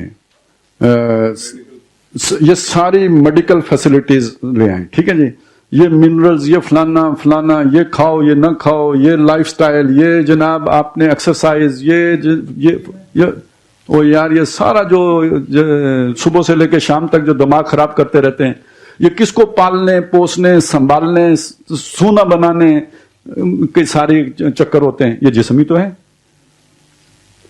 پہلے کوئی نیچرل بیوٹی ہوتی تھی، کوئی مطلب ہزاروں سال نرگس اپنی بے نوری پہ روتی ہے، بڑی مشکل سے ہوتی ہے چمن میں کوئی کلو پترا پیدا ہے، تو وہ بھی چلیں جی، کس نے دیکھی کلو پترا؟ وہ کسی مصری نے دیکھی ہوگی، ہم نے تو کہانیاں ہی پڑھنی ہیں اور سننی ہے۔ اور وہ بھی پتہ نہیں کتنی، میں نے کھوتیوں کے دودھ سے نہاتی تھی شاید وہ، اب کتنا مہنگے اس کے وہ جو ہے نا وہ کاسمیٹکس تھی۔ اب جناب یہ سائنس کی ترقی نے جو، یعنی ایک طرف تو سائنس ہے نا، اور اس سائنس کی نتیجے میں جو ٹیکنالوجی وجود میں آئی ہے، اس نے زندگی کو جو 4 چاند لگائے ہیں۔ یعنی آپ کاسمیٹکس میں ہی دیکھ لینا، آپ میڈیکل سائنس میں دیکھ لیں، پلاسٹک سرجری دیکھیں تو بلا نہ ملے۔ ابھی پچھلے دنوں پتہ نہیں کس نے کرائی ہے، ٹھیک ہے، مطلب اس پہ بھی کروڑوں لگ جاتے ہیں۔ اس کے علاوہ دیکھیں، اب یہ جسے ہم کہتے ہیں جی زندگی کی آسائشات، آپ یعنی چلے جائیں شداد جنت جس نے بنائی تھی، اپنی زندگی کی آسائش کے لیے بنائی تھی نا۔ شداد اگر آج کے غریب کی کٹیا میں آئے تو اس کو سجدہ کرے گا، کیونکہ وہاں پہ بھی ٹیبل فین موجود، کچھ نہ ہوا تو ٹیبل فین تو ضرور ہوگا نا، یا پیڈسٹل فین تو ہوگا، اور ہو سکتا ہے سولر سے چل رہا ہو۔ یہ بکریاں چرانے والے دیکھیں، ادھر پیچھے جو ہے نا وہ سولر پینل لگا ہوا ہے، اس سے ایک تار نکل کے آ رہی ہے، ادھر ہاتھ میں موبائل پکڑا ہوا ہے، اس کے اندر وہ تنی ہوئی ہے، اور یہ انڈیا کی فلم دیکھتے بکریاں چرا رہے۔ اب یہ شداد کو کدھر یہ سہولتیں میسر تھی؟ جنت بنا کے وہ بیٹھ گیا، مطلب وہ ہماری جنتوں کے آگے اس کی جنت ہیچ ہے، ایئر کنڈیشنڈ، اس کے ابے کو بھی نہیں پتا تھا کیا چیز ہوتی ہے۔ پنکھا تو خیر جنت، ایئر کنڈیشن، ڈیپ فریزر۔ نتیجہ کیا ہے یار؟ یہ ساری جنت کی نعمتیں ہیں۔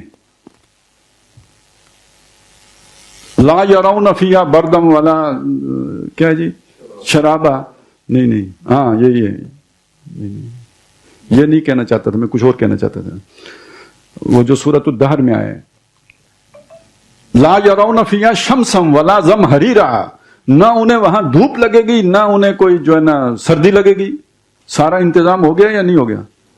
ہمارے کمرے کی حد تک تو ہو گیا ہے نا، چلیں باہر ویسے جو اب کچھ ہم نے بنا لیے ہیں یعنی کپڑے وغیرہ کلودنگ، اب وہ بھی بہت آسان ہو گیا، اب ہیٹنگ بیڈ آ گئے ہیں، تو اور کیا ہوگی جنت؟ لیکن اس جنت کی ایک قیمت ہے بھائی، یہ جنت پوری طرح انجوائے کرنے کے لیے اب اکلوتے آدمی کی کمائی سے تو پوری نہیں ہوتی نا یہ جنت۔ یہ جنت اکلوتا آدمی کمائی کر کے پوری نہیں کر سکتا۔ اصل میں ہمارے ہاں اس لیے پوری کر لیتے ہیں کہ یہاں پہ کھاتے بہت کھلے ہوئے ہیں، یہاں تو بندے جزیرے بھی خرید لیتے ہیں، تو ہم تو خیر ابھی ایک علیحدہ جزیرہ ہے نا، کرپشن کا جزیرہ، تو اس لیے بہت سارے مسئلے علیحدہ ہیں، لیکن جہاں پہ یہ جنتیں ہیں وہاں پہ اکلوتے آدمی کے بس کی بات تو نہیں ہے نا، ساتھ بیوی بھی کام کرے گی۔ اب یہ سوچ ہمارے ہاں بھی آ گئی ہے یا نہیں آ گئی؟ سیانے لوگوں میں آئیے، شانہ بشانہ ہی کیا بلکہ شانے تو ہی ہوتے۔ یہ اب یہ آج سے کم از کم 15 سال پہلے کی بات بتاؤں، ویسے بات اس سے بھی 10 سال بیک کی ہے، لیکن یہ واقعہ جو ابھی یعنی اس کا جو نتیجہ 15 سال پہلے نکلا تھا۔ جب ہم قرآن کالج میں پڑھتے تھے، ہم سے 1-2 کلاس جونیئر جو ہے نا ایک لڑکا تھا، تو اس نے اکنامکس پڑھ لی۔ اس زمانے میں ہم نے فلسفہ پڑھا، اس نے اکنامکس پڑھ لی، تو وہ یعنی بہرحال اسی میں بہ گیا۔ اب جدید دنیا کی اس نے پلاننگ کی، تو اس وقت اس نے فیصلہ کیا کہ بھئی بیوی کماؤ ہونی چاہیے۔ ہم نے اسے بہت سمجھایا، اس کی سمجھ میں نہیں آئی۔ تو اب اگر فرض کریں کھوتا کہے گھاس نیلی ہوتی ہے تو اسی میں یہی ماننے میں عافیت ہوتی ہے. تو ہم نے اس کی انتظام کہیں سے ہوا, شادی ہو گئی جی. 10 سال تک تو شادی چلتی رہی, بہت اچھی لائف انہوں نے انجوائے کی. 10 سال کے بعد ان کے اندر گڑبڑ پیدا, مطلب وہ ٹینشن پیدا ہو گئی. پھر معاملہ لوٹ کے آیا جنہوں نے غلطی کی تھی ان تک. تو نوید صاحب بھی تھے,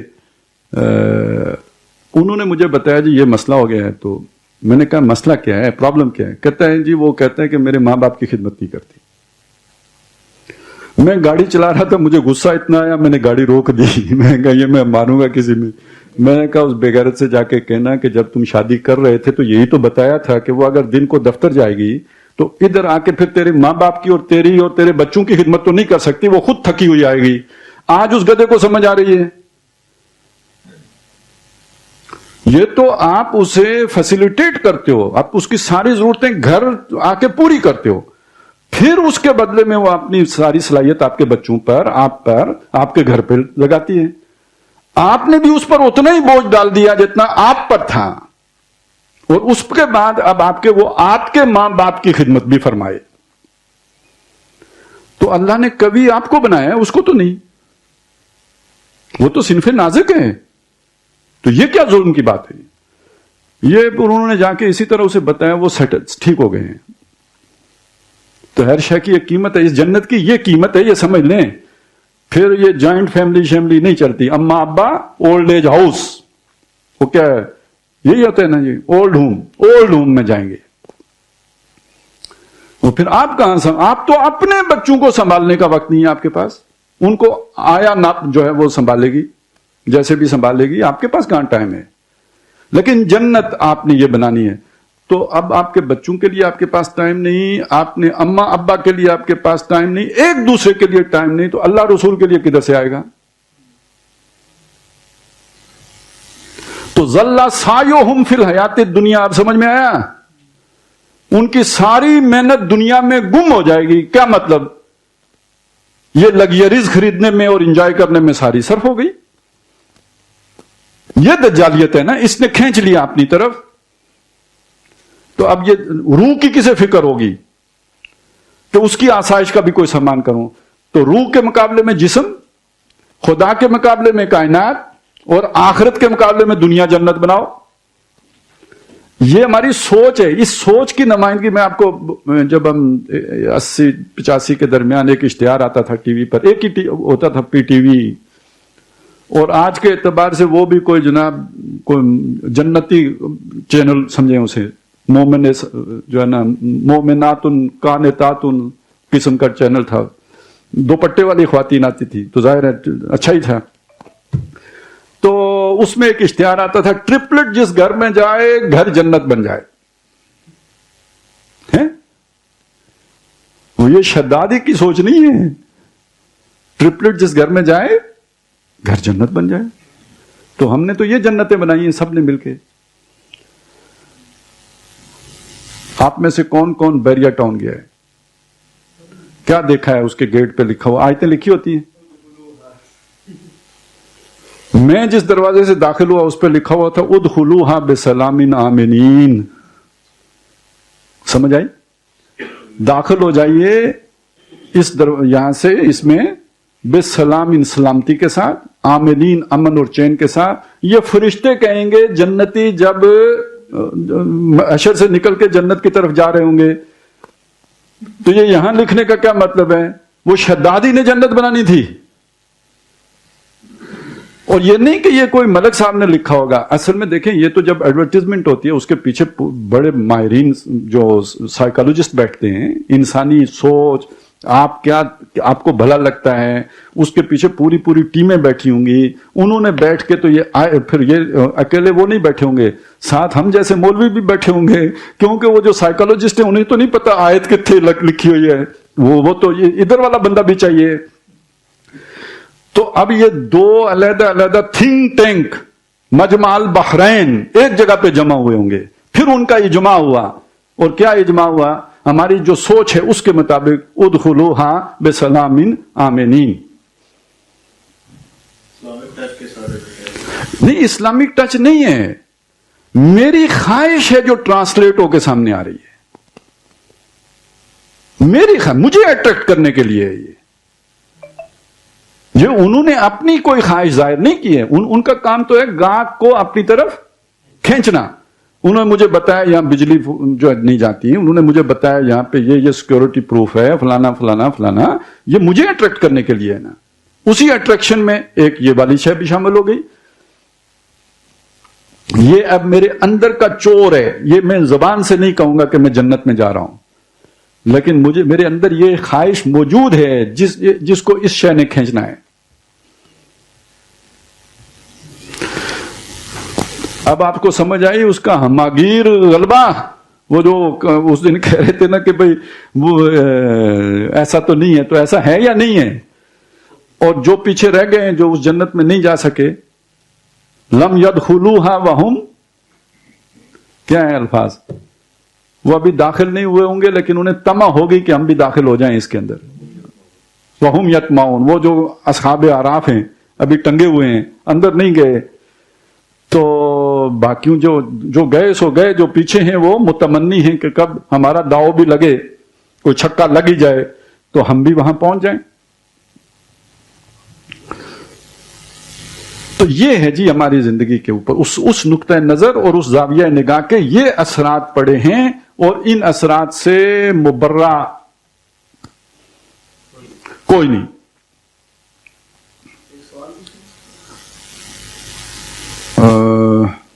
یار یہ جملہ تو پورا کر لوں میں, کہیں پتہ نہیں سمجھ نہیں آتی, یہ پورا نہیں ہوتا. ٹھہریں. اور خدا کے بجائے کائنات, روح کے بجائے مادہ, اور موت کے بعد کسی زندگی کے تصور کے بجائے حیات دنیاوی کو اصل موضوع بحث قرار دیا گیا ہے. اتھے جا کے مک گیا. جی اب بتائیں.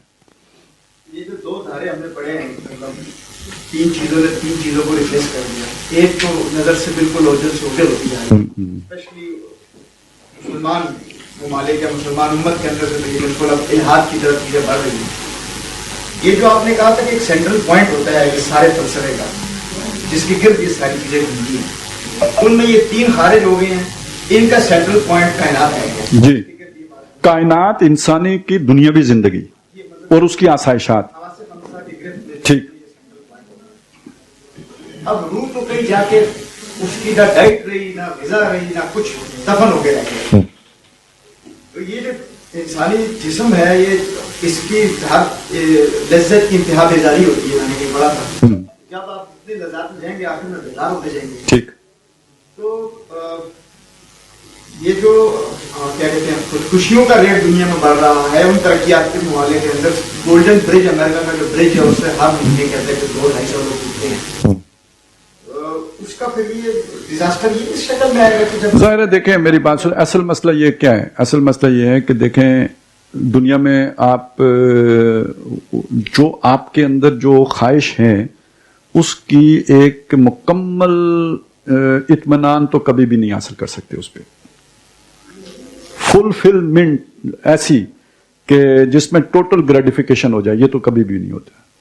یہ چونکہ اس میں نقص رہے گا ہمیشہ, تو نئے سے نئے کی تلاش میں, لذت کی بھی کوئی انتہا نہیں ہے, اور سے اور, پھر اس میں نشہ. تو اب اس میں دو چیزیں پیدا ہوگی نا. ایک وہ ہیں کہ جو محروم ہیں, جن کی وہ خواہشات نہیں پوری ہوتی, تو وہ بھی خودکشی کر لیتے ہیں. ٹھیک ہے. اچھا, جن کی پوری ہو رہی ہیں وہ رج جاتے ہیں. وہ رج کے اب کدھر, واٹ نیکسٹ, تو پھر وہ الٹیمیٹلی یا نشے کی طرف نکل جائیں گے یا پھر وہ خودکشی کی طرف چلے جائیں گے. اچھا, جو نشے کی طرف نکل گئے تو وہ بھی کوئی, اس کی بھی لمٹ نہیں ہے. آج ایک تو کل دو, تو کل پرسوں 4, تو وہ ویسے ہی پیارے ہو جائیں گے کسی موقع پہ جا کے. تو یہ تو اصل میں ظاہر ہے جو یعنی یہ فساد ہے نا بیسیکلی. نقطہ نظر کی یہ غلطی بنیادی طور پر غلط ہے. تو جب غلط ہے تو وہ پھر آگے فساد پیدا کرے گا نا. یہ اس فساد کا ظہور ہے جو ہو رہا ہے, آگے تو اور بھی ہوگا. ظہر الفساد فی البر والبحر بما کسبت ایدی الناس. اچھا چلیں جی, اس کو پڑھ لیں نا, آگے پڑھ لیں. خالص علمی سطح پر تو اگرچہ یہ کہا گیا کہ ہم خدا, روح اور حیات بعد الممات کا نہ اقرار کرتے ہیں نہ انکار. یہ کس نے کہا؟ یعنی جو بھی اس وقت ماڈرن آپ کے تھنکرز ہیں ان کا کہنا یہ ہے. اچھا, کیوں یہ اتنا اچھا یعنی انہوں نے انداز اختیار کیا کہ نہ ہم اقرار کرتے ہیں نہ انکار؟ اس لیے کہ انکار کرنے کے لیے بھی سائنٹیفکلی پرووڈ रियलिटी हो तो इनकार करें, वो हमारे पास है नहीं। इनकार करने की साइंटिफिक वजह नहीं है तो इनकार भी नहीं करते, और चूंकि वजूद की भी नहीं है लिहाजा हम उसको मानते भी नहीं है, तो न इनकार करते हैं न इकरार करते हैं। लेकिन इस अदम इकरार और इनकार का नतीजा बहरहाल ये निकला कि ये तस्वुरात रफ्ता रफ्ता बिल्कुल खारिज अज बहस होते चले गए, और इंसान के सारे गौर व फिक्र और तहकीक और तजस्सुस का मरकज और महवर कायनात मादा और हयात दुनियावी बनकर रह गया। ये है वो नुक्ता नजर जो पूरी दुनिया पर फैल गया, छा गया। अच्छा, यहां अब आगे बढ़ने से पहले मैं आपके सामने एक बात और रखना चाहता हूं।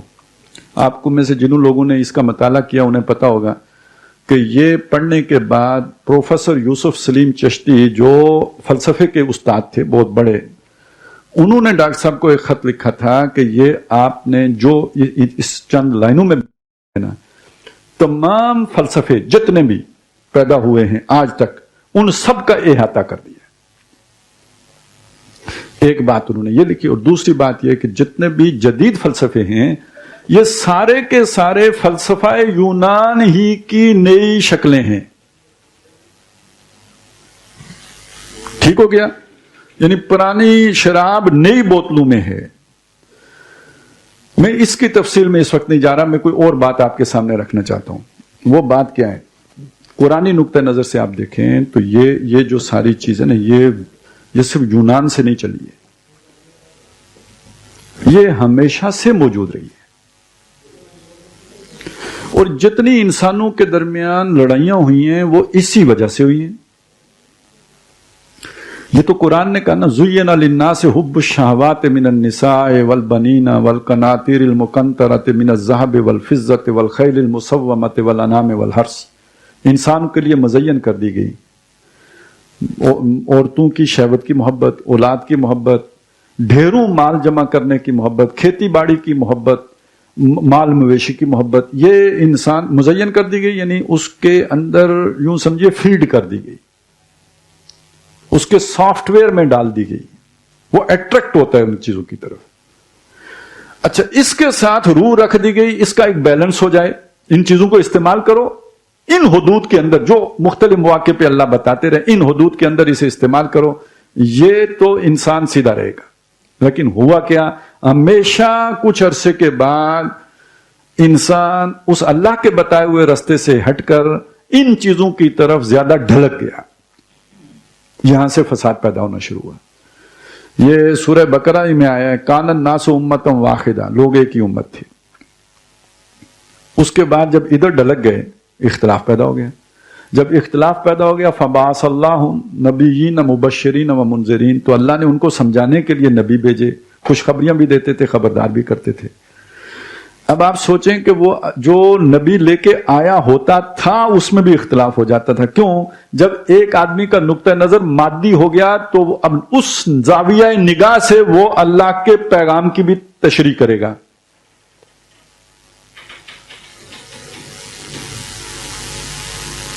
मैंने कुछ कहा है, जब आपकी सोच पे दुनिया छा जाएगी, ठीक है, उसके बाद आप आयाते कुरानिया की भी दुनियादाराना तशरीह करेंगे, ठीक है, या कह लें दज्जाल वाली तशरीह करेंगे। ज़ुख़्रुफ़ल क़ौल गुरूरा, इसमें शैतान भी आपका साथी बन जाएगा, क्योंकि उसने तो इधर मोर्चा लगा के, कुरान पर मोर्चा लगा के लोगों को गुमराह करना था, तो वो तशरीह तो उसके बड़े काम किए, लिहाजा वो आपके तहरीर के अंदर वो हुस्न पैदा कर देगा कि पढ़ने वाला अश कर उठेगा। ज़ुख़्रुफ़ल क़ौल, ये ज़ुख़्रुफ़ल क़ौल ऐसे ही तो नहीं होता जाएगा, सुनहरी अंदाज, बात ऐसी चिकनी चुपड़ी है, लच्छेदार गंडेदार, मालूम हो कि मोतियों की माला जो है वो पुरोदी है, होगा अंदर, उसके अंदर ये गंध होगा। ये वैसे बड़ा, ये खुद एक बड़ा मजमून है, अहम मजमून है कि ये होता है। फिर वो लोग पटड़ी से उतर गए, अल्लाह ने फिर नया नबी भेजा, وَأَنزَلَ مَعَهُمُ الْكِتَابَ لِيَحْكُمَ بَيْنَ النَّاسِ فِي مَا اخْتَلَفُوا فِيهِ، تاکہ وہ نیا نبی آ کے وہ جو اختلاف ہوا ہے اس میں لوگوں کی رہنمائی کرے. وَمَا اخْتَلَفُوا فِيهِ إِلَّا مِن بَعْدِ مَا جَاءَتْهُمُ الْبَيِّنَاتُ، وہ انہوں نے پہلے بھی اختلاف نہیں کیا ہوتا تھا مگر وہ بینات آنے کے بعد کیا ہوتا تھا. فَهَدَى اللَّهُ الَّذِينَ آمَنُوا، تو جو ان میں سے ایمان لے آتے نئے نبی پر ان کو اللہ بات سمجھا دیتا صحیح بات. لِمَا اخْتَلَفُوا فِيهِ مِنَ الْحَقِّ، وہ جس چیز میں اختلاف کر رہے تھے اس میں سے جو حق تھا وہ اللہ سمجھا دیتا. اسی سورہ بقرہ میں آگے جا کے بتایا، وہ تیسرا پارہ جہاں سے شروع ہوتا ہے، یہ رسول آئے، ان میں ہم نے جو فضیلتیں بھی دی. وَآتَيْنَا عِیسَىٰ ابْنَ مَرْیَمَ الْبَیِّنَاتِ وَأَیَّدْنَاهُ بِرُوحِ الْقُدُسِ، عیسیٰ ابن مریم کو تو ہم نے بینات دی اور روح القدس جبریل سے ان کی مدد کی. وہ کس کی طرف آئے تھے؟ بنی اسرائیل کے علماء کی طرف. یہی علماء جو کتاب پڑھنے والے تھے ان کی طرف آئے تھے. مانا نہیں مانا؟ کیوں نہیں مانا؟ نقطہ نظر دنیا دارانہ ہو چکا تھا. ابھی یہ سائنس اور ٹیکنالوجی تو نہیں آئی تھی نا، لیکن جب آپ کا نقطہ نظر دنیا دارانہ ہو جائے تو کتاب موجود ہوتے ہوئے بھی اتفاق نہیں ہوتا اور اللہ کا رسول غلط معلوم ہوتا ہے، اپنی تشریعات صحیح لگتی ہیں. سینٹ پال تو بعد میں آئے نا، وہ سینٹ پال نے تو آ کے تو حضرت مسیح کے کام میں سارا وہ ڈالا ہے نا. یہ جو پہلے ڈل چکا تھا اس کو دھونے آئے تھے حضرت مسیح. وَلَوْ شَاءَ اللَّهُ مَا اقْتَتَلَ الَّذِينَ مِن بَعْدِهِمْ، اگر اللہ چاہتا تو یہ جو ان کے بعد آئے آپس میں نہ لڑتے. مِن بَعْدِ مَا جَاءَتْهُمُ الْبَيِّنَاتُ، بعد اس کے کہ ان کے پاس بینات آ چکے تھی. وَلَٰكِنِ اخْتَلَفُوا، لیکن انہوں نے اختلاف کیا. وہ اختلاف کیا تھا؟ فَمِنْهُمْ مَنْ آمَنَ وَمِنْهُمْ مَنْ كَفَرَ، کچھ وہ تھے جنہوں نے مانا اور کچھ وہ تھے جنہوں نے نہیں مانا. یہ اختلاف، اس اختلاف پر لڑائی ہوئی. چنانچہ یہ جو ادھر پیچھے آیا تھا نا کان الناس امۃ واحدہ، اس سے اگلی آیت کیا ہے؟ ام حسبتم ان تدخلوا الجنہ، تم یہ سمجھے تھے جنت چلے جاؤ گے. وَلَمَّا يَأْتِكُم مَّثَلُ الَّذِينَ خَلَوْا مِن قَبْلِكُم مَّسَّتْهُمُ الْبَأْسَاءُ وَالضَّرَّاءُ وَزُلْزِلُوا، یہ جن کا دنیا دارانہ نقطہ نظر ہوتا ہے یہ اکثریت میں ہوتے ہیں. جو اس نقطہ نظر کو بدل کے نئے نبی کی بات کو مان لیتے ہیں وہ تھوڑے ہوتے ہیں. جب تھوڑے ہوتے ہیں تو پٹتے ہیں، مارے کھاتے ہیں. تو اگر آپ کو جسم عزیز ہے تو پھر قربانی نہیں دو گے. تو آپ کا امتحان اسی میں ہے کہ پتہ لگے کہ یہ ساری قربانیاں دیتے ہو تو آپ کا نقطہ نظر بدل گیا یا نہیں بدل گیا، یہ تو قربانی دینے سے پتہ لگے گا. کیریئر کی قربانی، کاروبار کی قربانی، جان کی قربانی، اس سے پتہ چلے گا نقطہ نظر کیا ہے، زاویہ نگاہ کیا ہے. اور یہاں اگر پیچھے ہٹ گئے تو اس کا مطلب ہے وہ تو وہی ہے. تو تم نے سمجھا تھا بس کلمہ پڑھنے پہ داخلہ ہو جائے گا اور امتحان نہیں ہوگا. نہیں، تو یہ تو ہوگا نا، یہ ایک اختلاف ہے. اب اگلی بات سن لیے کہ جب آخرت کا یقین نہ ہو تو کتاب سے بھی انسان ہدایت نہیں پا سکتا. وہ جو ابھی میں کہہ چکا نا، اب میں آپ کو آیتیں سناتا ہوں. سورہ بنی اسرائیل میں حضور سے اللہ تعالیٰ فرما رہے ہیں وَإِذَا قَرَأْتَ الْقُرْآنَ جَعَلْنَا بَيْنَكَ وَبَيْنَ الَّذِينَ لَا يُؤْمِنُونَ بِالْآخِرَةِ حِجَابًا مَسْتُورًا. یہ وہ لوگ ہیں جو اللہ کو بھی مانتے ہیں، یہ وہ لوگ ہیں جو اللہ کو مانتے ہیں. لیکن اللہ تعالیٰ یہ کہہ رہا ہے کہ اے نبی جب آپ ان کے سامنے قرآن کی آیتیں پڑھتے ہو، قرأت القرآن جعلنا بینک و بین الذین لا یؤمنون بالآخرہ، وہ لوگ کہ جو آخرت پر ایمان نہیں رکھتے ان کے اور آپ کے درمیان حجابا مستورا، ایک حجاب مستور چھپا ہوا نظر نہیں آتا، وہ ہم طاری کر دیتے ہیں.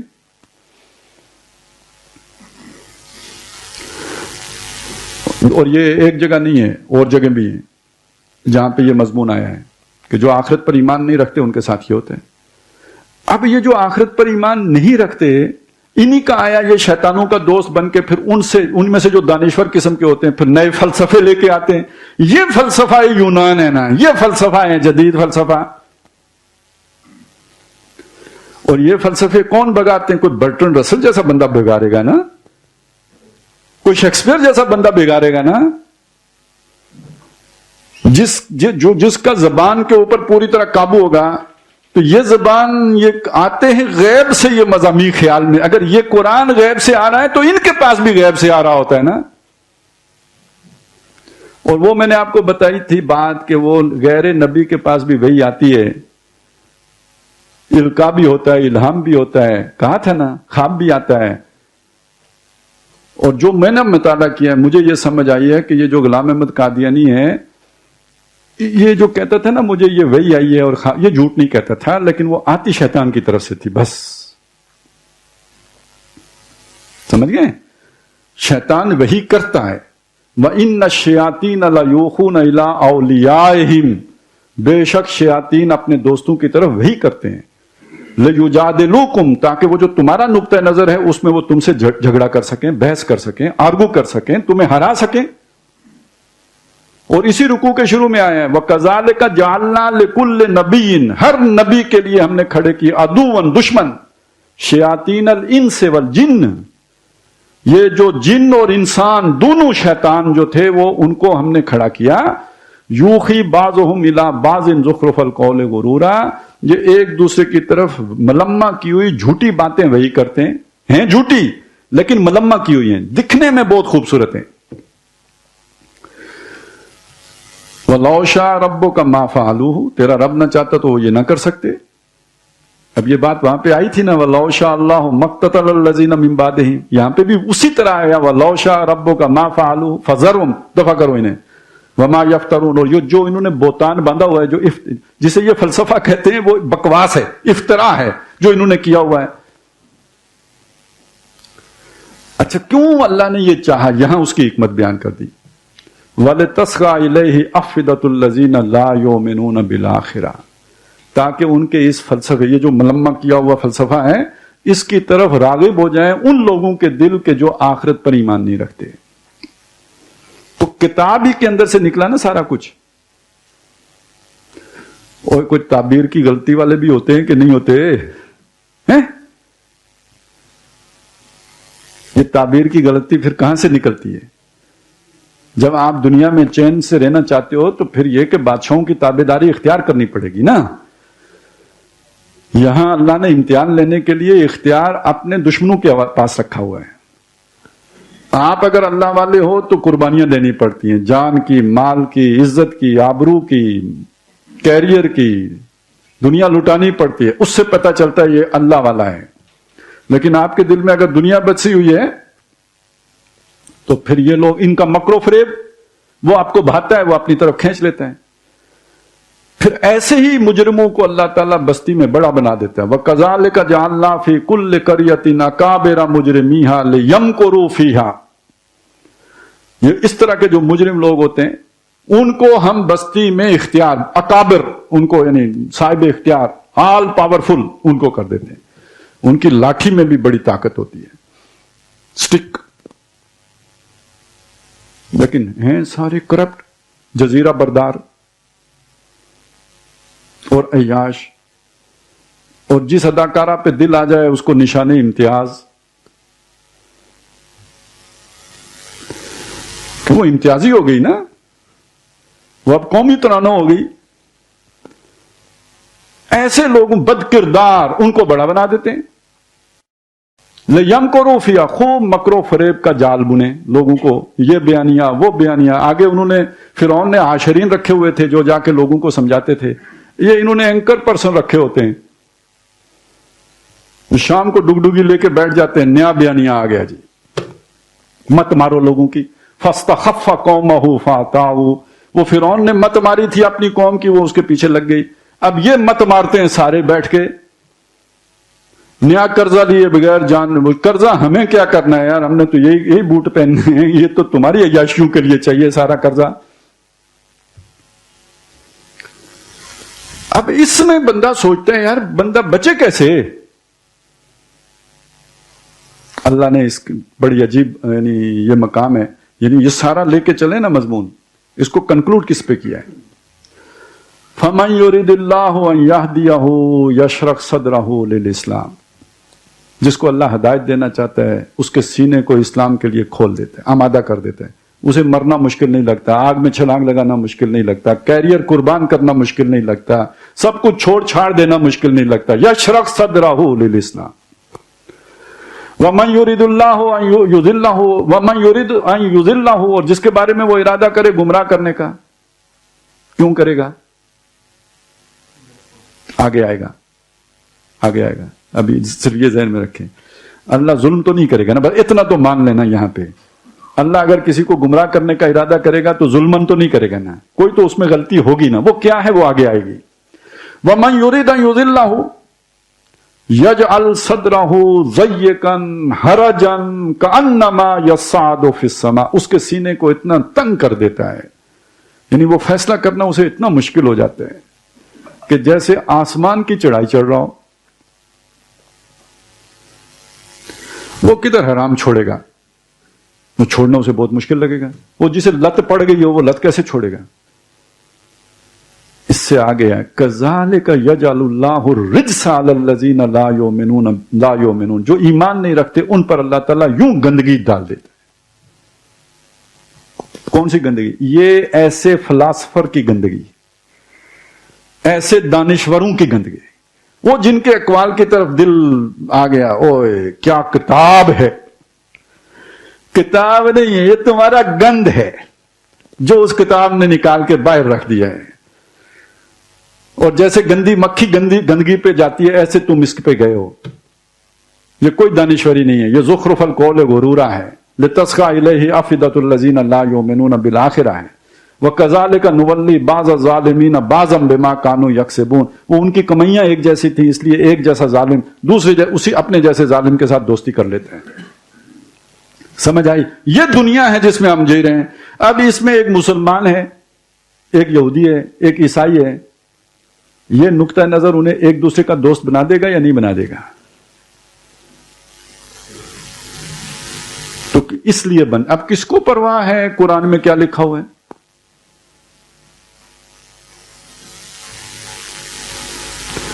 وہ بہت پہلے اقبال نے کہا تھا کہ دنیا اب کس کے پاس ہے؟ اللہ ہمارے پاس تو نہیں ہے. ہم رخصت ہوئے اوروں نے سنبھالی دنیا, پھر نہ کہنا ہوئی توحید سے خالی دنیا. تو آج کی دنیا توحید سے خالی, تو جنہوں نے سنبھالی وہ کون ہے؟ توحید سے آری. تو جب دنیا ان کی ہے تو دنیا بنانی ہے تو یاری ان سے گانٹھنی ہے. تو ان سے گانٹھنی ہے تو پھر یہ گندگی ہے جو اوپر لینی ہے. یہ دجل ہے, یہ دجالیت ہے, یہ ہے جو گلوبل ہے. اور آپ کا معاشی نظام, سیاسی نظام, سماجی نظام سب اس پر کھڑا ہے, ایمان پر تو نہیں کھڑا ہے. اب آپ سوچیں یعنی بات کہاں پہنچ گئی. جو باتیں یعنی مجھے اب یاد نہیں ہے, میرا خیال ہے ہائی سکول لیول تک بھی یہ صحیح سے یعنی یہ سوال تھا کہ بچے کیسے پیدا ہوتے ہیں. میں نہیں کلیئر تھا کہ یہ پروسیس کیا ہے سارا. تو میں نے ایک دفعہ پھر دادی سے پوچھ لیا بھئی یہ بچے کیسے پیدا ہوتے ہیں, یہ کیا چکر ہے. تو انہوں نے کہا شرم کرو, ڈانٹ دیا. اس کے بعد ہم پکے شرم والے ہو گئے. پھر یہ سوچا یہ کوئی بہت برا سوال ہے جو کسی سے پوچھ لیتے ہیں, لیکن یہ کہ تجسس پیدا ہو گیا. ظاہر ہے یہ بھی ایک ایج کی بات ہوتی ہے نا. آج ہمارے بچے یہ نکاح عدت میں ہوا, یہ نکاح عدت کے بغیر ہوا, یہ جناب آئلہ ملک کی آڈیو ہے, یہ آڈیو جو ہے نا فلانی مرشد اور اس کے مرید کی ہے. بھئی یہ کون نہیں سنتا. اور میں کہتا ہوں یار یہ ہمیں پڑھا رہے ہیں. یعنی ایک تو یہ سیاسی کھیل چل رہا ہے نا, ایک ایجوکیشن ہو رہی ہے. وہ کسی دو بچے تھے نا, وہ پڑھتے نہیں تھے, بڑے ہر قسم کے ٹیچر سے انہوں نے کوشش کی. ایک بہت سیانا ٹیچر لگایا, اس نے کہا میں پڑھا لوں گا, فیس زیادہ رکھی ہے وہ. تو وہ آتا رہا, بچوں کے ساتھ دوستی کی, پھر ان کے لیے ٹافیاں لاتا رہا, پھر کھلاتا رہا اور بڑی سیریاں کراتا رہا. تو آخر میں اس نے ایک بچے کو دی, یہ کتنی ٹافیاں ہیں؟ اس نے کہا 2 ہیں. تو چلیں 2 میں اس کو دیتا ہوں. تو پھر اس نے پوچھا کہ یہ کل کتنی ہیں؟ تو ایک دوسرے کو کہتا ہے پڑھان لگائی. ٹھیک ہے نا. تو یہ ہمیں پڑھان لگے نے. وہ بے حیائی جو دوسرے طریقے سے نہیں آ رہی تھی وہ اس طرح انہوں نے کر کے دکھائی ہے.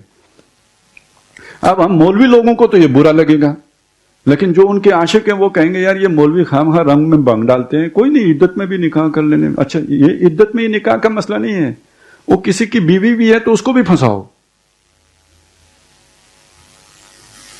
اس کے بعد ادھر سے طلاق لے گئی تو عدت نہ چلیں پوری کرا لیں گے نا. مولوی صاحب کو اگر بہت ہی تکلیف ہوئی تو پوری کرا لیں گے. معاشرہ تباہ ہوگا یا نہیں ہوگا؟ تو سماج بھی گیا. یہی تو عوانی سوسائٹی ہے نا، سیکس فری سوسائٹی. معیشت پہلے ہی ان کے پاس ہے. سود کے بغیر تو ہمیں چکر آتے ہیں کہ نظام کیسے چلے گا سود کے بغیر. اس لیے ہم نے ہیلے نکال کے تو اسلامی بینکنگ کٹ ماری ہے. اب اس نقطۂ نظر میں آپ دیکھیں نا، اسلامی بینکنگ کیا ہے؟ ہفتے کے دن مچھلیاں پکڑنے کے علاوہ اور کیا ہے؟ مجبوری ہے، کیا کریں؟ بھوکے مریں گے تو اب یہی کریں. دنیا ہے نا، تو وہ راستہ نکالیں گے نا کسی طرح. اس سے اوپر سیاست، اس میں تو اب خدا کا نام لینا ہی دہشت گردی ہے، سیدھی دہشت گردی. تو عوام کی حاکمیت ہے، کیڑا خدا. یہ ہے جو اس کا پھر یعنی وہ دجالیت کی 3 جو ہے نا سطحیں ہیں. ایک تو وہ سوچ کی تھی، زاویہ نگاہ کی تھی، وہ میں نے آپ کو، وہ تو اس کا تعلق علم سے ہے.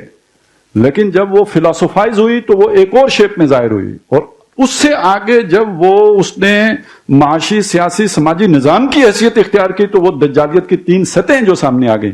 یہ ہے جو گلوبل ہے. اور یہ تو برداشت ہی نہیں ہے کہ اس کے علاوہ کسی کو قبول کیا جا سکے. سیاسی اسلام سے لڑائی ہے یا نہیں ہے؟ یہ نقطہ نظر ہے جس میں ہم اس وقت بیٹھے ہوئے ہیں. اب یہاں پہ ہم کہیں کہ جی اسلام کی نشأت ثانیہ، خواب تو ٹھیک ہے، لیکن یہ کام اگر کوئی کرنا چاہے تو آسان ہرگز نہیں ہے. یہ یعنی اتنا بڑا ٹاسک ہے، یہ کوئی 2-4 بندے کہیں کہ جی ہم پھٹ جائیں گے تو اسلام آ جائے گا، کوئی اسلام نہیں آ سکتا. یہ پورا پیچھے فلسفہ ہے. جب تک وہ ان فلسفوں کو جا کے تو ٹکر نہیں ماری جائے گی، جب تک نقطۂ نظر میں تبدیلی نہیں لائی جائے گی تو یہ کیسے ہو سکتا ہے؟ نقطۂ نظر وہی رہے گا تو بالکل کل حکومت آپ کو مل جائے آپ بھی وہی کرنا شروع کر دیں گے، کیونکہ نقطۂ نظر ایک ہے. تو یہ نقطۂ نظر بدلنے کی ضرورت ہے. وہ کیسے بدلے گا وہ تو بعد میں دے گا، لیکن ابھی تک آپ اس چیز کو سمجھ لیں کہ یہ جو ہم نے 1.5 صفحہ پڑھا ہے 2 دنوں میں، تو اس میں جو چیز ہمارے سامنے آئی وہ یہ کہ یہ نقطۂ نظر عالمی ہے اور یہ در حقیقت اینٹی ایمان ہے. ابھی میں نے اسلام نہیں کہا، اینٹی ایمان ہے، اس کے بالکل مخالف سمت میں کھڑا ہے. اب اگر کوئی سوال ہے تو بے شک کر لیجیے. جی نقطۂ نگاہ اور نقطۂ نظر ہم نے پیچھے سے وہ پڑھتے رہا ہے، تو اس میں یہ اگر انسان کا چینج ہو جائے نا، جو مجھے سمجھ آئی ہے، تو مارکسزم کے بھی لوگوں نے تو جان دیا اسی نقطۂ نگاہ، بلکہ وہ کامریڈ جو ہے وہ تو اس کی قربانیوں کی بنیاد پر اس کو کرنے دیتے ہیں. میں نے تو اپنی زندگی میں ANP کے لیے لوگوں کو مرتے ہوئے دیکھا ہے. اس کے آس پاس کے لوگ تھے جو نظریاتی لوگ تھے جن کا دنیاوی مفاد تو کوئی نہیں تھا، لیکن یہ تھا کہ یار یہ نظریہ ایسا ہے کہ اس کے لیے جانتی ہے. تو میں سوال میرا سے یہ کہ اگر نقطۂ نگاہ کسی جگہ پر دینا محکم ہو جائے یا سمجھ آئے تو پھر جان ادھر بھی دی جا سکتی ہے ادھر بھی دی جا سکتی. اس کے مطلب نقطہ ہونے کے بعد آج اصل میں دیکھیں لوگوں نے جانے تو پہلے بھی دیے نا، کفر کے لیے بھی دی. وہ جو کہتے ہیں نا والذین کفروا اولیاءہم الطاغوت، تو اسی طرح وہ نہیں بلکہ والذین یقاتلون فی سبیل الطاغوت، وہ طاغوت کے راستے میں لڑتے ہیں جو کافر ہیں.